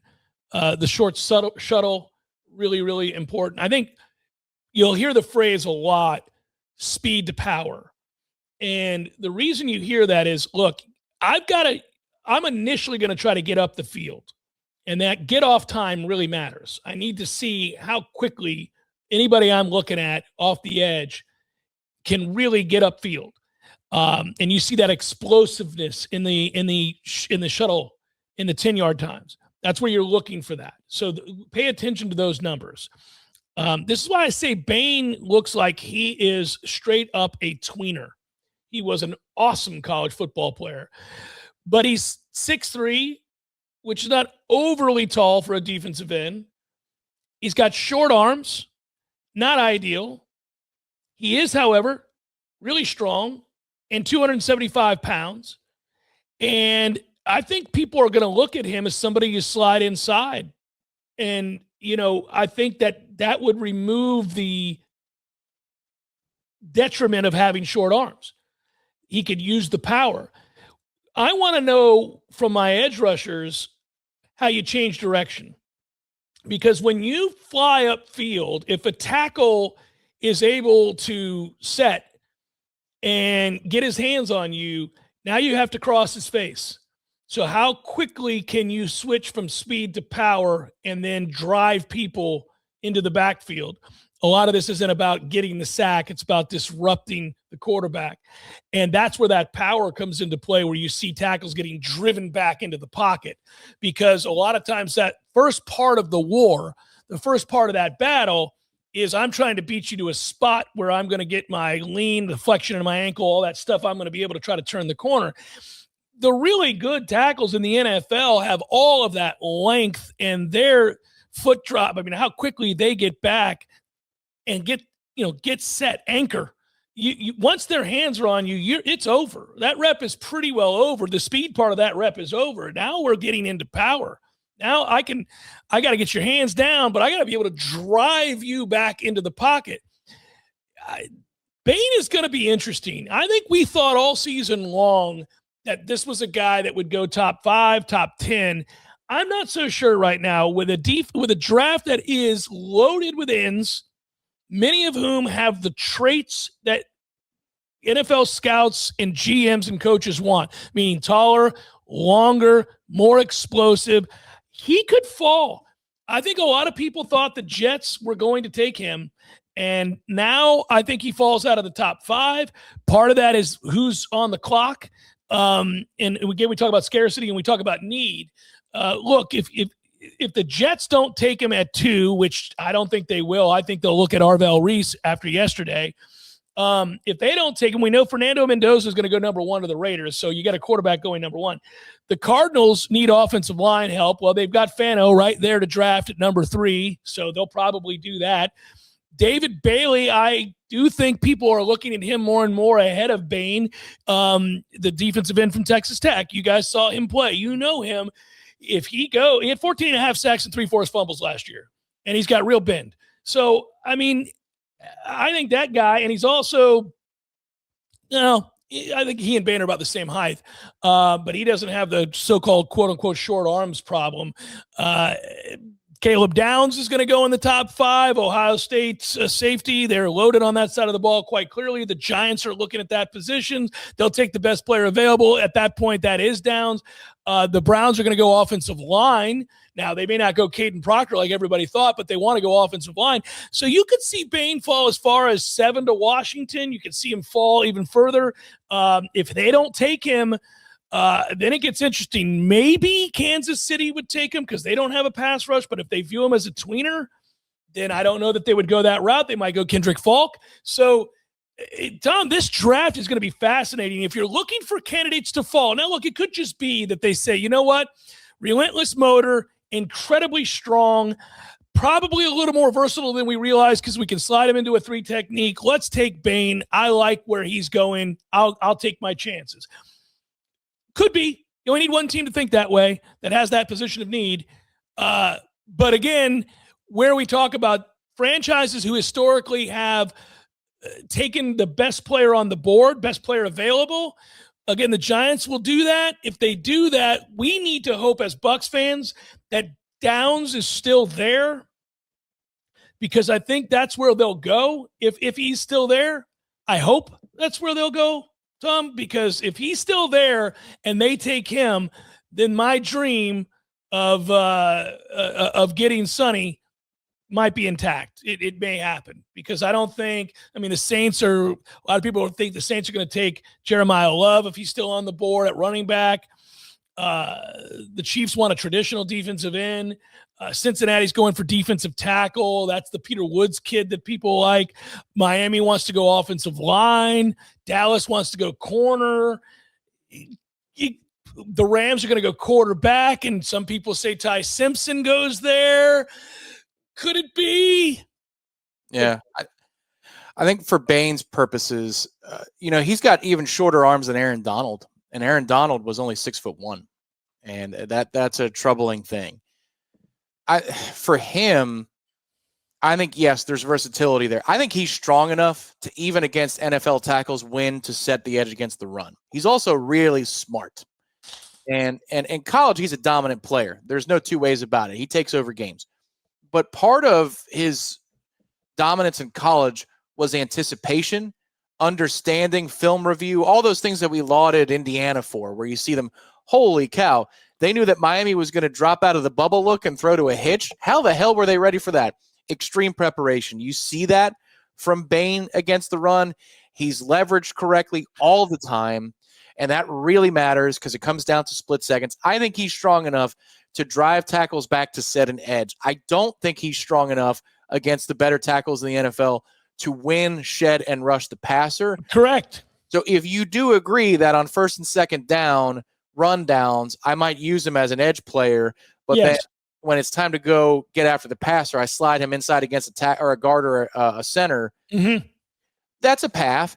But if you've got to gerrymander that, is that worth a top 5, top 10 pick? I mean, I think that's a fair retort. He's an interesting case because there's no doubt that he was a game changer and a game wrecker in college. But that arm length it's alarming. I looked up Aaron Donald for a reason, just because he was 6'1", just to get a kind of an idea. And Aaron Donald's arm length is over 32, and Bain is inside of 31, even though he's a lot taller. So it's going to be an interesting career. I can see him being good, but I don't know if he's going to be great. Well, I'll read to you something I read today that I thought was interesting. This was from, let me double check and give credit where credit's due. I think it was Matt Miller for ESPN covering the draft. He said, and I quote, "Arm length was the topic of the day as Bain, 30 7/8 inches. Texas A&M's Cassius Howell, 30 1/4, measured under 31 inches. According to ESPN's research, those lengths would be the shortest for any defensive lineman drafted in the first round since ESPN started tracking combine data in 2003. Will NFL general managers bet that they're outliers? Quote, I've talked to a few teams that had slightly different measurements ranging up to 32 inches, but the point stands that no edge rusher with sub 31-inch arms has had 10-plus sacks in a season going as far back as 1999. That's interesting. I mean, we're always looking for specific points of data that might reveal something. I mean, God, dog, it's 2026. Yeah. For example, if he fell to 15 and Tampa took him, I'd be like, okay. You wouldn't like it. I wouldn't be doing backflips and saying incredible value. I'd say, okay, this could work. But we'll that's my point. When I'm talking about him sliding, what if he falls to 15? Don't do it, guys. Don't do it. There's a lot of defensive end help in this draft. Linebackers galore in this draft. Well, if we still need defensive line, so I could understand that pick because Villa is aging out very, very soon. He's in the last year of his contract, and I don't know how much we have up the middle there. But you kind of already have it in a couple, like Cansey, I feel like is a similar profile. I'm not talking about the size. I'm just saying that he's kind of an all-around Swiss Army knife guy on the line. Diaby's the same. I wouldn't categorize them as specifically in one spot on the line. You need a badass get after the passer defensive lineman. You need a specialist who has plus size. Tampa does. Bain could be a fun player in a loaded defense. He could be the top player, but I don't know that he could be the featured player in a defense that's thin. Does that make sense? Right. Yeah. Tom,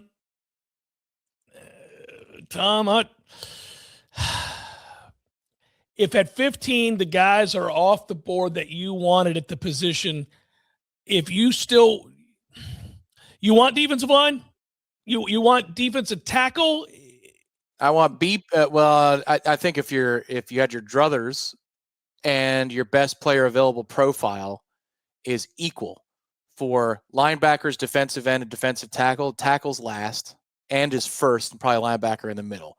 But if you have significant difference between those three, then give me BPA. I'll take best player available. And that they've said that outwardly, kind of what you were speaking about, the potential of the player in the first round.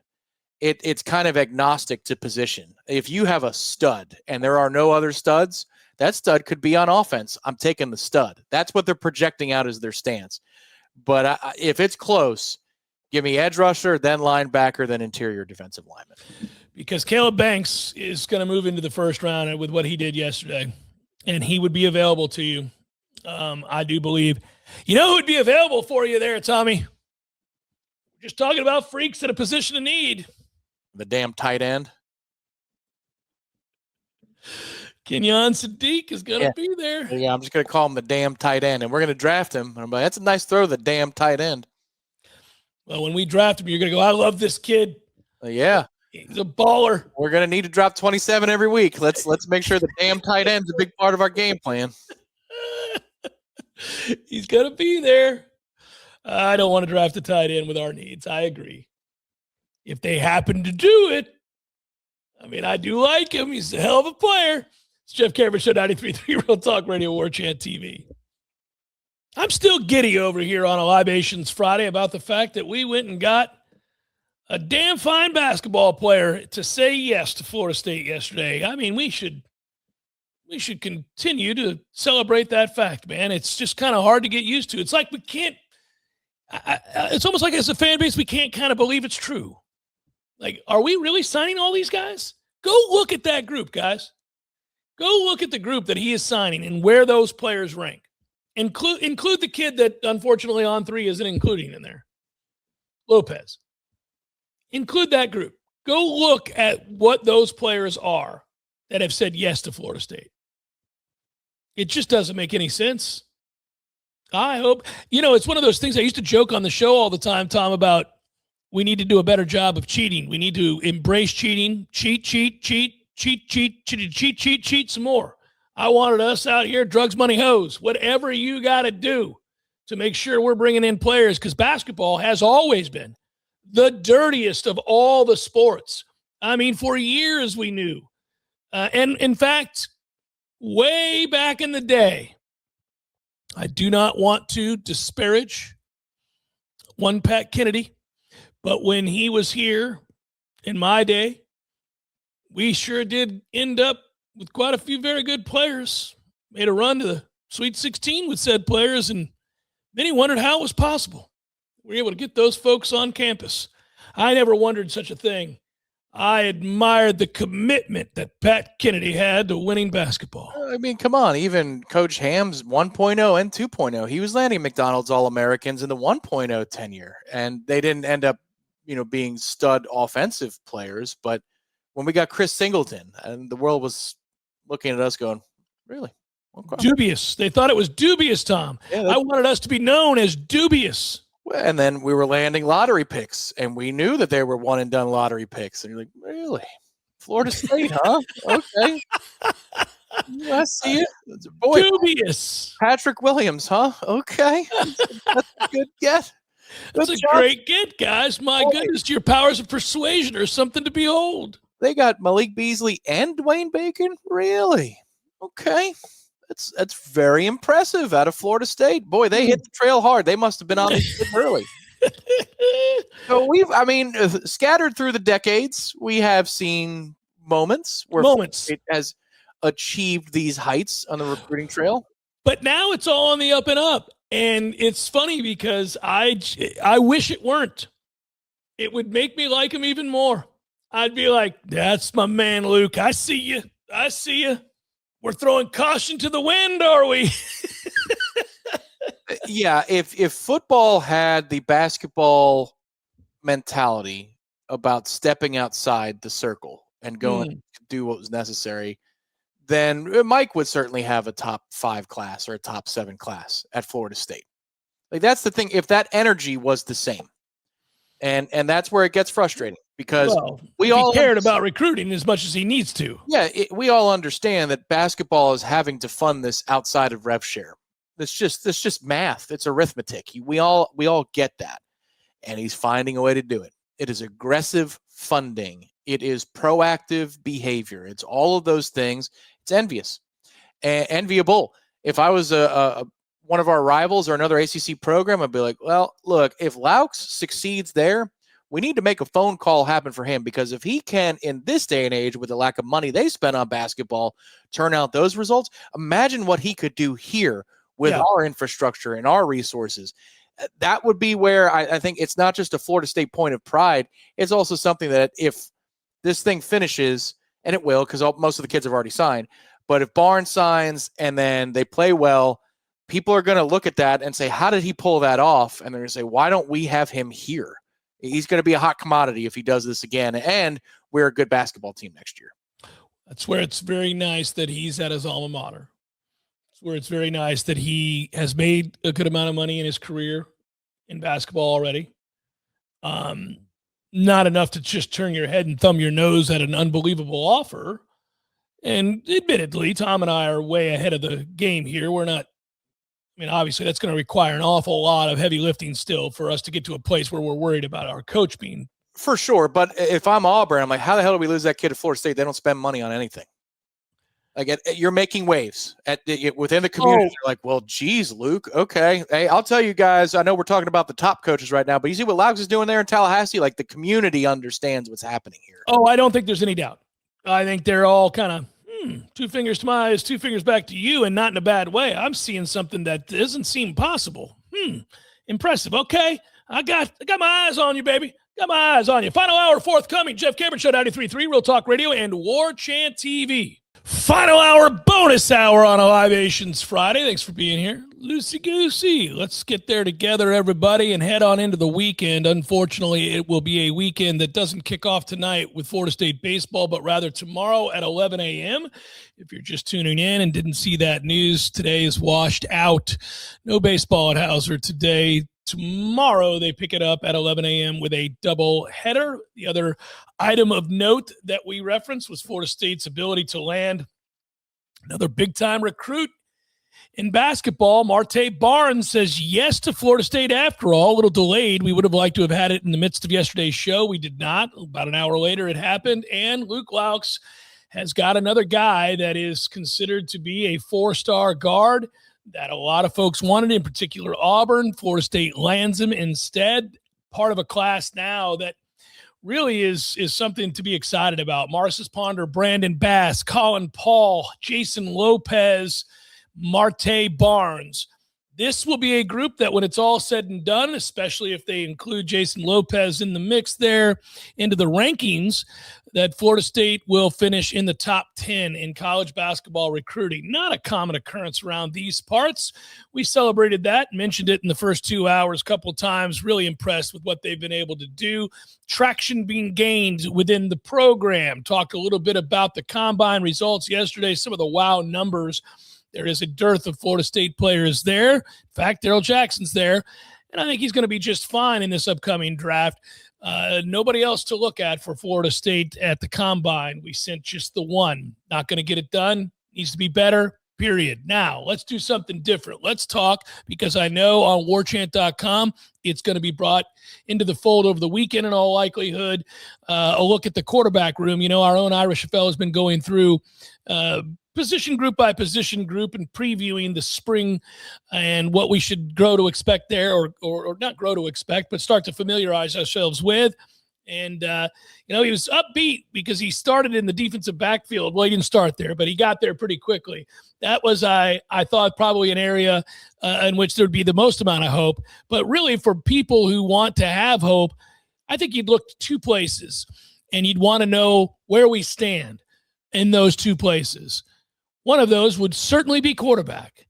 Quarterback is going to be the one that Tom and I talk about right now, as that preview for that room is set to be launched on the site Sunday or Monday or whenever it's going to be. But let's talk about the quarterback room, shall we, buddy? I know you got to be excited. Is that tongue in cheek? Do I detect a little bit of sarcasm there? A little bit. Yeah, I think you could be solid in this room this year because you have weapons for the quarterback to use. You will have an offensive coordinator and a head coach that are pulling in the same direction because the head coach is now calling the plays, which is also good. It's just going to be a matter of if the offensive line blocks for Ashton Daniels or Kevin Sperry, or if Malachi Marshall somehow, some way competes while being a summer enrollee. I don't know. That's the greatest sign, especially if it happens in the first half of the season. But Ashton Daniels is your front runner. There's no question that Ashton Daniels is the front runner for the position. He'll be afforded the opportunities. Mike Norvell spoke to that. There were quotes to that end in the offseason. But it doesn't mean it's a fait accompli in the way that it was for DJU, in the way that it was for Tommy Castellanos, because when those guys came in, the investment was so high that they would have had to absolutely torpedo and completely collapse for there to even be a discussion. For DJU, that did happen. For that offense, that did happen. But Tommy, they weren't going to move off of. In this case, Ashton Daniels still has to get here and prove it. We'll see if he can. The one good thing that you can say unequivocally about his time at Auburn, he got more run as the season went along, late SEC games against Vandy and Alabama.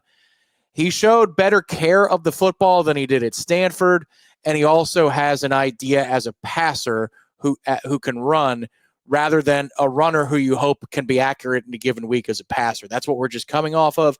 Now what you're arriving to is, I think, a quarterback first who can run second, but is not afraid to run and throw his body around a little bit in Daniels. So I find it interesting because for Florida State, and I was looking at this while you were talking, Tom, and I was listening, but I wanted to see just exactly where he was, what he was thought of as in the portal in terms of On3's ranking of players in the portal. It should be noted, at least for Florida State purposes, Florida State did not sign a single top 50 portal player. They did get the 51st ranked portal player according to On3, but they did not do a lot of signing of elite players via the portal. I think the reason for some of the rolling of the eyes and frustration that folks might have about this room is that is a position, such a high-profile position, quarterback, that is obviously one that kind of leads the day if you're going to get excited about a team. And this particular quarterback is not found anywhere within the top 300 portal players at the position. It's kind of not a headline grabber. But I said at the time, to your point, Florida State may have ended up getting kind of what they needed. They may have fallen into it. Their inadequacies, their lack of money, being behind in the whole portal game, not understanding the climate currently. All of this may have worked out in their favor because, which sounds crazy, but they were kicking around or kicking the tires at the idea of giving somebody $2 million or $2.5 million who didn't fit the system that Florida State wants to run at all. And when you don't have a lot of money, I'm not trying to do that. Let's just put it that way. And secondarily, I think I didn't love the other kid that they brought in here, even though he's a Lakewood guy. He was also sort of an undersized quarterback that would have run around, and his handlers were not my favorite people either. Calandria. Yeah. Mm-hmm. Yeah. So you know, ultimately you would have liked to have signed somebody as a top 300 portal recruit at that position. You didn't, but it doesn't mean he will fail. And I do think it opens the door to a legit competition, which I wanted because I thought that they had said enough good things about Sperry that I thought he deserved at least to be involved in the competition. Well, and that's how you break the cycle of just bringing in and portaling over players year after year after year. It's going to be hard to secure high school commitments from quarterbacks or any position player if they don't believe that there's going to be an honest opportunity for them to win the job when their time is here. It's a little soon for Sperry, but he also has what I would call to be like a high floor out of high school in terms of a talent skill set that fits the offense that we're trying to run, whether it was Gus or whether it's Mike. There's enough similar principles when you're asking the quarterback to operate the offense that I don't think it's night and day necessarily. There might be a couple of different throws. There won't be as much leaning on the deep ball, for example. You might be throwing more wheel routes or rail routes than you are straight nines. But we'll see what Mike Norvell says as he opens up in a little over a week's time, speaking to the press at his first luncheon about how the offense might be different. What facets of Daniel's game is he going to lean on? What facets of Sperry's game fit the offense well? Why did he want to recruit him a couple of years ago? Because they were in on Kevin Sperry before Gus Malzahn took the job as offensive coordinator. So there's a lot of sorting out to do right now. Some of this, when you talk about Florida State football, feels like Penrose stairs. You're just in a constant loop, and you don't know where something begins or where something ends, and it's hard to evaluate. And that is a sign of dysfunction, and it's a sign of disappointment. But at the same time here, I think in some ways Daniels might fit, in a nuanced sense, what Mike Norvell wants to run better than what Gus Malzahn wants to run, because there's no question that the number one weakness of Ashton Daniels' game is downfield throwing. And that's the number one throw that Gus Malzahn wants to institute in his offense so you can ease up against the run. Mike Norvell will use intermediates a little bit more. Hopefully he uses in-breakers and slants a little bit more than he did 2 seasons ago. But Daniels is kind of a fit there. But I don't think Sperry is some kind of blind hope second-year player. I think he's got a real crack at it. There's a skill set there. It's not like he's not mobile too. So I think right. Yeah, absolutely. There's an overlap here in the skill sets between the two players. So when that's the case, you don't have to create offense 1 for Ashton and offense 2 for Sperry. You can kind of run the same things. But the thing that Ashton Daniels certainly does have is charisma and leadership capability. That's all well and good during tour of duty workouts and off-season, workouts at the practice fields when you're doing 7-on-7 stuff. How will it translate to day-to-day performance and practice is going to be the key for those two guys. I made it known from the jump that I did not like Tommy Castellanos being the quarterback that they landed on a year ago. And you'll recall, Tom, I was critical of the video they produced, and you've got these outlandish quotes about Tommy Castellanos being able to do otherworldly things. And I made fun of that. And there was some pushback on the boards and people, why is he got to be so negative? And of course I was right. And, Tommy had never been a good quarterback in college and was wildly inconsistent. He was capable of a few things here or there to make you say, wow. And that's where that was born from. These moments, these very small snapshots, these windows where occasionally you thought, oh, wow, that is something special. He did that against us a couple of years prior, where we witnessed it in a game in which we couldn't get him to the ground. I'll grant you half the team had COVID and was flu-ridden, but nonetheless, he went crazy in the second half of that game. You saw some of his greatest attributes as a college football quarterback in the game against Alabama. There were moments, snapshots, but he was what he had always been, wildly inconsistent, terribly undersized, awfully inaccurate, and injury prone. That's what he's always been.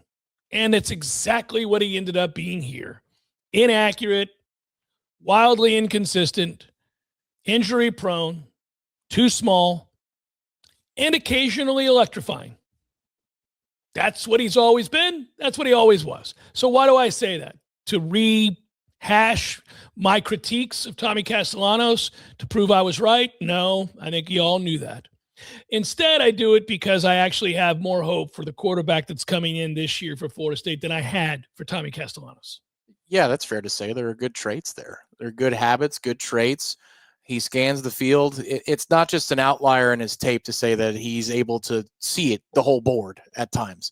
The question for him is the strength of the arm, and is he willing to cut it loose? There are times he'll take an extra hitch to throw the ball, even though he sees it. That's the next step for him. Yeah, you got to get confidence instilled in the young man. Right, which is, they've done that before here.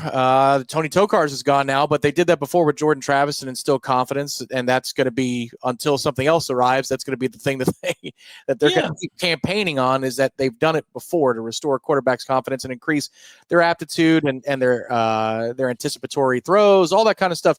When you don't have a killer arm, anticipation is your best friend, and that's what you need to see a little bit more of. But when you're talking about mechanics, pocket mechanics, feel for the pocket, willingness to run, situational awareness, is it 3rd and 3 or is it 1st and 15 because we just had a false start? Those are two very different things when I cut it loose and I run, and what the goal of that run is. Do I put myself in the best position? You don't need to run somebody over on every single play. Ashton leans more physical than he does more passive when he's running the football, but also when he breaks the pocket, it's not an automatic run. With Tommy, if he broke the pocket, eye level goes down, feet start moving, and now he's running. With Ashton, he breaks the pocket, his eyes stay downfield, Do I see anything? Yes, no, and then I'll run. There are some good traits there. It's just that you really do have this year a wide receiver room if not burners, then downfield threats across the board. You got a lot of downfield threats. How are you going to be able to use that, still scare secondaries with a guy who's got a minus arm, unless he finds something mechanically that can help him a little bit there?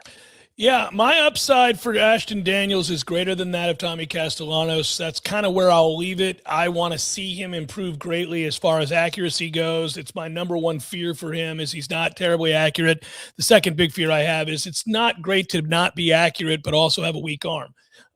These are the traits that left him outside that top 300 in terms of transfer portal recruiting. But there are those upside traits that you pointed to.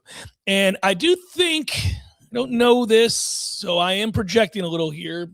Some of it, I think, is a face assumption that I'm deducing from surface level information. He's going to be a better leader, and I don't like to throw around the term leadership. It's one of the most overused phrases in the world, whether it's about upper management at an office or it's about the locker room. But quarterback is a position in which you must have those qualities, I think, to really elevate a group that isn't as talented as many of the teams they'll be facing. Yeah, 100%. And yeah, Tommy was up and down. I mean, that's just like his play. That's the way he was as a leader. We all knew that. I mean, that's why some people rah the Alabama comments. Some people said, whoa, the Boston College thing. Now, Bill O'Brien's a piece of crap, so we could kind of understand why there might be some shutting down going on there, but also it doesn't look great that it takes two to tango when somebody leaves a program outright. With Ashton, the way it was described to me by Dominic Robinson, who works with Ashton and worked with him back in his prep days and the All-Star game circuit, because he's on that half of the country, is he said, this kid is every bit a Stanford kid. Whatever the idea you have in your head about what a Stanford kid is as an athlete, that's this guy, which means intangibles, smarts, can read the room, can engage different personalities, is not afraid. All those things will help. It's just that only takes you so far. And so when it comes limitations eventually catch up to you, you're right. But man, I'll tell you what, all things being equal, give me the guy that understands how to relate to a wide variety of people, who does his due diligence in the film room, who's going to work tirelessly because he has a commitment to the on and the off the field. Yes, absolutely. I want that. And I really want that at quarterback. Yeah. I really want that at quarterback. I don't need it out of my top corner. I don't need it out of my interior defensive lineman. I do need it. I mean, I'd like it from everybody, but I need it at quarterback. So, yeah. Yeah, the question will be, when you go good on good, how consistently can you win? The best ball he throws two, I think, very good footballs, specific routes, one of which is the back shoulder fade, which is good for Deuce. That matches up very nicely. Really good for Deuce, yep. And Tommy didn't throw that one well. Tommy threw the deep ball well, but not the back shoulder as well. And then the in-breaking route, simple ins or simple RPO glances, which, again, because he's taller than Tommy and because you do have a large receiver, just like we did with Johnny Wilson a few years back, that should be back in the main repertoire of what we do. I think the biggest question for him is whether or not they can unlock the instinct, the anticipatory throws. Because if you do that, then he's going to level up as a player and he'll be kind of good.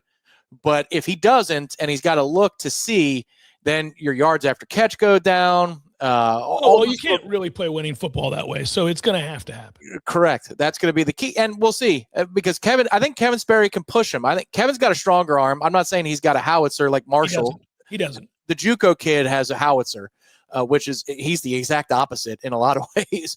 But Sperry also throws a nice deep ball, and Sperry also can really run.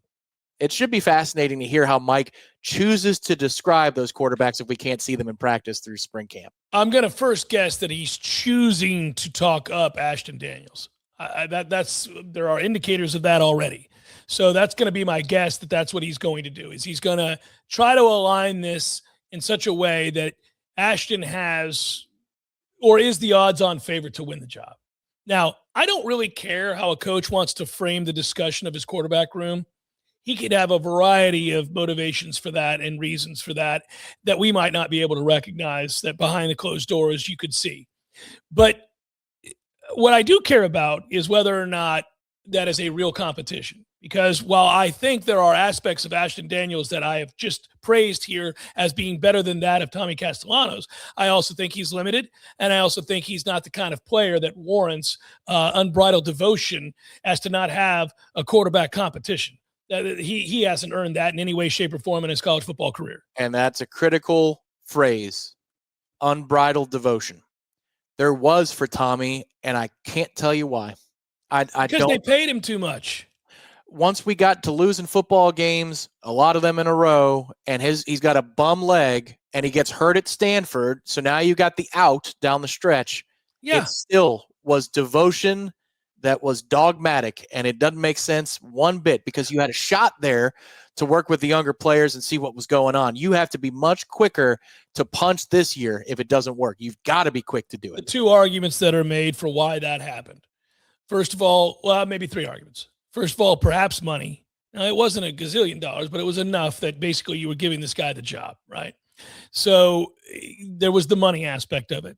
Number two, I believe, and I think this is accurate, Mike Norvell believed he was coaching for his job, and he just did not feel like Sperry was ready to play big-time college football, and he didn't trust having to turn to such a young kid with his coaching life on the line. In his mind, his coaching life on the line. Frankly, his coaching life should have been on the line. He was right, I believe, philosophically, to think the way that he was thinking, which is I'm going to get fired, and I don't think this kid's ready to play, so I can't really experiment with him just now. That's the move of a man who's secure in his job, which means the administration should have gone to him at some point and said, we're not firing you. If you want to make a change, make a change.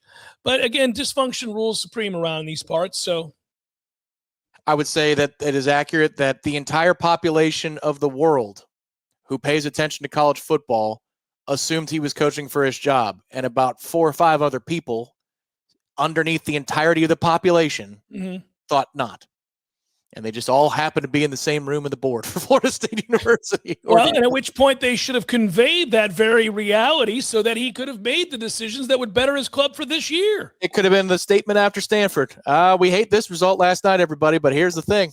You know, the groundhog has seen his shadow, and we are riding with Mike Norvell. And you're right. You could have done an in-season purge of the locker room and of all the rotations and everything had you known. And also, you wouldn't have had to go through speed bumps with recruits for the last couple of weeks. But now we don't know as much about Sperry, other than he led an impressive drive against Stanford down the stretch when we needed it.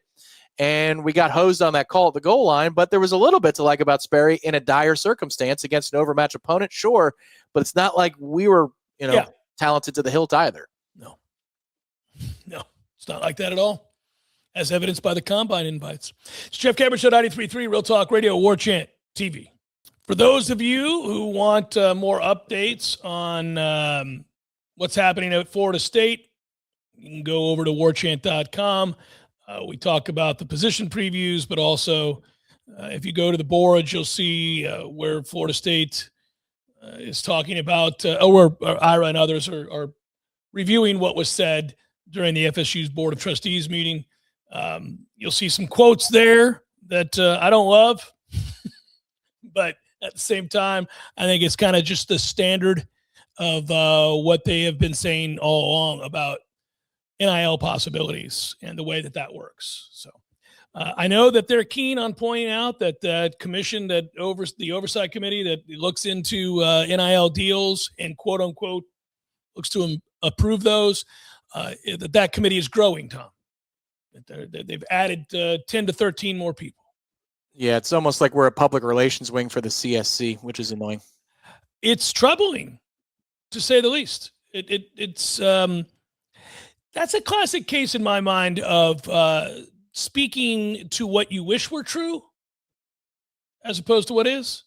You know, the classic being answering a question that was not asked of you, but that rather you wished was asked of you. Yeah, well, and give him full marks for being consistent on this, because if it were me and I was advising the presentation that was going to be given at the BOT meeting, you could take your victory lap for the ACC lawsuit and be done with it. You could take your victory lap for the new tiering of the season tickets and be done with it. And they almost got out of there with, hey, we're going to make, on average, almost $12 million more per year over the next handful of years than we would have had we not sued the ACC. That's a victory. Awesome. And you could say, in terms of the revenue generated from season ticket sales this year, we went up nearly $8 million.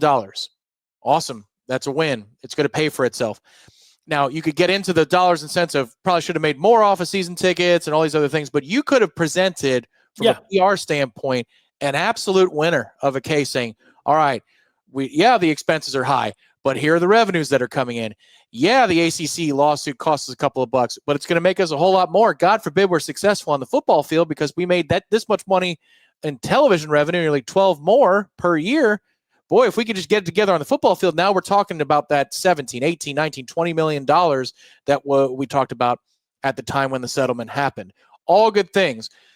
But then you had to talk about NIL. And I just don't know why you had to do it, but they believe it. Clearly they believe it in a big way that enforcement is coming. Meaningful enforcement is coming. They were behind on the efforts to, create opportunities for athletes through their MMR, multimedia rights for people that don't know. That was talked about too, and that's fine. That ought to be something that they're exploring at all times. They should have already been doing that, should have already done it to a much greater extent prior to now, but I can't complain about what they weren't doing if they're doing it now. That's what they have to do.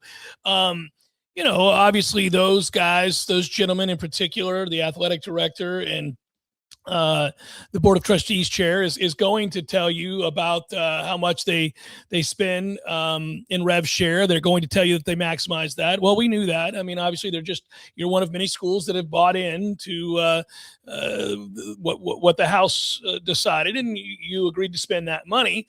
The quote I didn't like was the NIL. Because people say some coach has been promised $20 million for NIL. Well, every one of those NIL deals has to go through the clearinghouse and has to be approved. Yeah, not really. That's not happening. It's not happening. Well, and even the approval process isn't as stringent as it was proposed that it was going to be through Deloitte. Not even close. Not even close. You could rework the language a little bit here, a little bit there, and it passes muster for the sports commission. So it's not this unbelievably like a shark's mouth with rows of teeth organization. It's not that at all.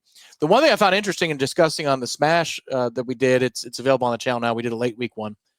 And Ira was talking about what they might owe in terms of paying off the debt that they've accrued. He was saying that if you take a look at the annual fund increase and the season ticket revenue increase, that gets you in the ballpark and the projections that they presented around $18 million of new revenues that were brought in, that they're going to owe about 20 a year on that. So you're still operating at a slight deficit in paying it off, which leads to, and these are Ira's words, not mine, that they're probably disappointed with season ticket sales last year and the final numbers that they brought in from a season ticket sales standpoint. And that might have had a lot to do with 2 and 10, but at the same time, the whole point on this was to break even or even make money as you're paying off the debt. And they didn't succeed last year in terms of the season tickets in order to get the revenue that they're looking for. Well, Tom, might I point out that on the Jeff Cameron show, we had fun at their expense with the various packages that they impromptu allowed for people to buy who had not preseason invested to the level that they would have hoped to have had them invest. So instead, it was like winning the lottery. You could put your name in the hat and you'd be sitting right there with the haves. And we kind of chuckled at the idea that in any given Saturday, the man who had ponied up the thousands upon thousands of dollars that he was asked to pony up would say, "Who is this character that seeks to sit beside me? Oh, I see you're part of what was the name of the program? The Nole Pass. No, yeah, you've got the Nole Pass, do you? Yeah, would you pony up for that Nole Pass? Oh, pennies, huh? $365 or whatever it was. Yeah. Right.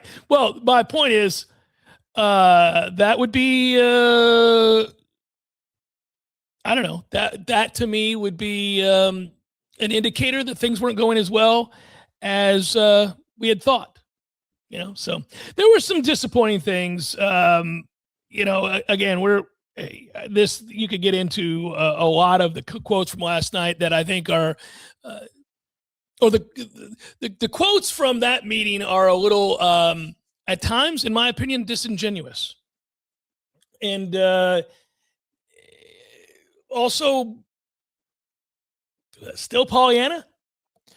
They're in there. Yeah, I would say that the definite positive, but we knew this 12 months ago when the settlement happened, and we looked at the terms of the settlement with the ACC, and you go, really? The ACC conceded how much? This is almost like winning in court, almost like winning in court with what they've agreed to do with the television ratings. That's real. That Florida State finishes, I think, second overall in the ACC in distribution. If they make that up and the numbers come in differently in the distribution side, then people are getting fired. So I don't think they're making those numbers up. The fact that Florida State had second highest total viewership and number one per capita, I buy that. So in a sense, that is an open and shut positive development. That what we tried to do worked until we go to another conference. That's good. Yeah, when you're trying to talk about projecting forward in the future, I don't know, man. I tune that out. You want to give me the raw numbers and the data? I'm interested in that. I want to see, because those are accountability details. Did you do what you say you were going to do? And we'll see, as the years go on here, if we continue down that path with good ratings and season ticket sales. But when you're talking about projecting forward and what they do with Legends and the sales there, how things are pacing, like we sat in these pacing meetings, man. Pacing meetings are an exercise in rhetoric and bullcrap. It's all about, can I make the general manager feel good today and survive the week? Survive the meeting and get out of Dodge. Because if you had a real sale, you would tell me the parameters of the sale. You say, well, this is how much money I'm bringing in. It's going to be for this many months. Instead of, I think we're pacing very well. I think we're pacing very well is I got nothing for you right now, but I am confident that I will have something for you. And there's a lot of that in these presentations. That's my favorite line of the week, Tom. Pacing very well translates as I got nothing. How many of these hour-long meetings did we sit in? I'm very confident in where things are going. I'm like, yeah, that means if you had a key client come in for $45K to ESPN radio, I don't think you'd say, I feel very confident. You'd say, I have a $45,000 deal that we have on the books, sir. So that's where these things devolve into that back and forth a little bit. And it's for show. Also, because it is for public consumption, they do have to flowery and generalize, and maybe they speak about more specifics behind the scenes because they don't want it on the record. They don't want to be able to consume it. See, I go back to something you said here, and I'll move on from this, but like, why even bother with this quote? This is from Peter Collins. The other thing I hear from people is we spend all of this money on the stadium and the football-only facility. We should have put that money into the NIL. Well, we're never going to get $400 million worth of deals passed through the NIL Go. It's different. We've got the rev share we can use and the NIL deals that have to pass through NIL Go. Just don't bother with that. Why even bring that up? I would agree. NIL Go is NIL in idle. They're not going. It's stuck. So how did LSU and Texas Tech and all the other schools do it? Right. How are they eligible to play? How are they eligible to play at all? Over and over again. The penalty. There aren't going to be penalties. There's going to be a drop dead date. If there ever is reform or real teeth, they're going to say, all right, everybody get your house in order by 6 months from now. They're never going to say, retroactive to 2 seasons ago, we are stripping you of everything. It's just, that ain't coming. It ain't happening. Also, you have to sign the CSC agreement in order for these things to have true teeth, and it has to be unanimously signed, and that has not. That document has not been signed anyway. No, I would leave those talking points alone completely. I don't know. I mean, clearly, maybe that's just trying to convince the people in the room, but not I think it's trying to excuse past failures. But the problem is you're trying to launch forward. We already know what the past failures are. Yeah. No, those have been well documented. Jeff Cameron Show, 93.3 Real Talk Radio, Warchant TV. Wrapping it up for the week. And into the weekend we roll. I did not get off to a good start yesterday at the Cognizant, Tom. It's not going the way I had hoped, but that's the way that it works in the world of golf. Looked like the afternoon draw got a little bit of the worst of the weather yesterday. I think so. I am mired far outside of the money as we speak here today. Nikolai Hogard, cool -1. That ain't getting it done. Davis Thompson, who I threw out there at a cool -1. That ain't getting it done. Alex Smalley, who I threw out there, cool -1. Ain't getting it done. I did have Hotan Lee, who I like. He's at -2. That helped. I also had Kiefer, who I told you about. He's at a -1. It's just not moving the needle, gentlemen. We're going to need to step it up this afternoon. Going to have to step on the gas. I like that course, though. It plays well on television. It's an enjoyable watch. It does, and it's as we said, it's a really good finish. There aren't a whole lot of courses that have tremendous finishes. Like, they might have signature holes here, there, and everywhere. For example, Bay Hill's 18th is cool. It was made iconic because Tiger Woods won how many tournaments there with a walk-off putt? 6, I think. Yeah, 18's cool. But the larger and more important holes are the one that Bryson drove across the way, the par 5 on the front, and they've got a par 5 on the back. It's 15 or 16, where, remember, Tiger hit it in the bunker, and he was like, I'm hitting the bunker. Like, it doesn't have things stacked at the end for a natural crescendo. Oddly enough, Augusta kind of doesn't either, but Augusta from 13, actually, Amen Corner to 16 is just so tremendous, and you memorized it.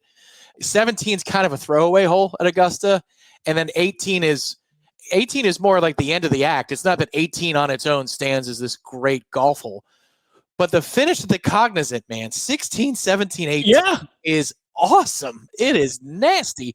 It can destroy you or it can elevate you, and that's all you can ask for in a golf tournament. I do want to say that despite a poor round yesterday, Brooks Koepka is off to a crazy start today at the time that we're recording this. He's 6 under currently on the day and 3 under for the tournament. He has shot up 81 spots at the time that I'm talking to you. He had a disappointing day yesterday. Daniel Berger is playing very well as well. Berger at -4, which is 5 shots back of the leader. So you got a couple of Noles here, Tom, that are hanging tough. So hopefully we continue to see that. Hank Lebiota had a decent day yesterday, a pretty good day given the scores yesterday. He was top 20. He has yet to tee off at the time that we're talking right now, but also top 20. So 3 Noles in the top 20 at the time. Now, maybe at the time you're watching this, it's going to change, but there you go, buddy. That's good. Also, as we're chatting here near lunchtime, Luke Clanton is 3 under on his round and 1 under for the tournament. He's climbed into the top 50. So if you're on cut line watch, good for him. Old Brooksy, it's very simple with him, man. Hey, putt. And the two-way miss off the tee. But when it's fixed for him, you've seen this enough now. He's gone through this cycle enough in his career that when it's fixed, it is easy as flicking a switch. Like, he's broken and he's fixed. And it goes the other way. And he's dominant and he's foreboding and he's right there, and then when it goes bad, it's the flick of a switch. Like, there aren't these little indicators that something is coming. It's either all or nothing. So maybe if this is the beginning of something for him, if this is legit and not maybe a couple of lucky bounces or whatever, he would be a contender once again at Augusta this year. It would happen that fast for him. The fun of it is when he gets it right, he can stay in it for long stretches at a time, like you're talking about. Obviously, you can see him put together back-to-back rounds where he is just smothering the field with greatness, just a touch of class everywhere.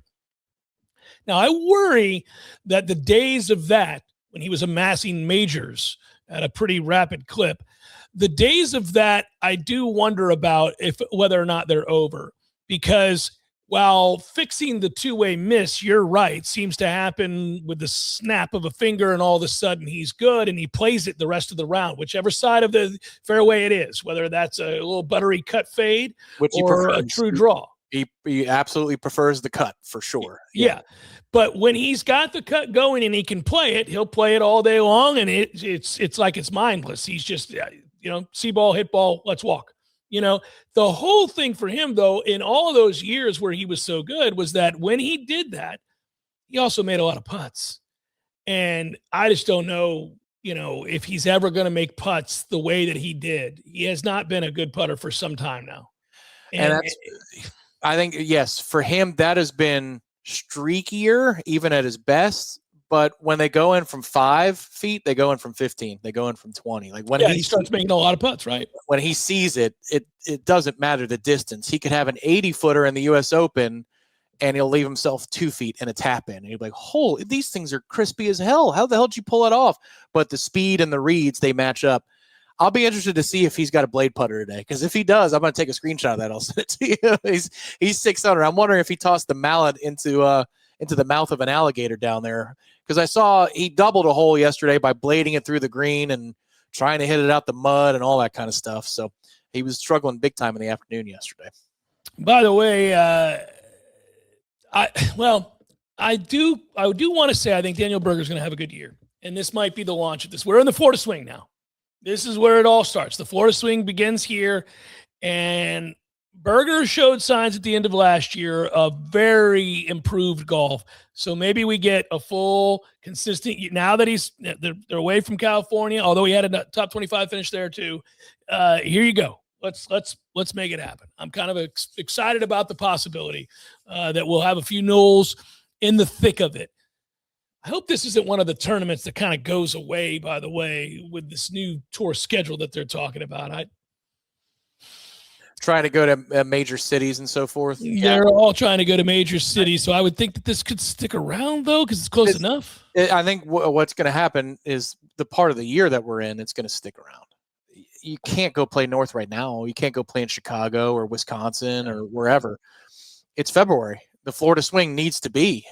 Maybe you bounce around a little bit more internationally on this part of the calendar. I've wanted that, by the way. There are places that love golf all over the world, and if you could have elite fields in Australia, I'm down. Yeah, I would really like for them to add Australia to the way that they have the British Open and the Scottish before it.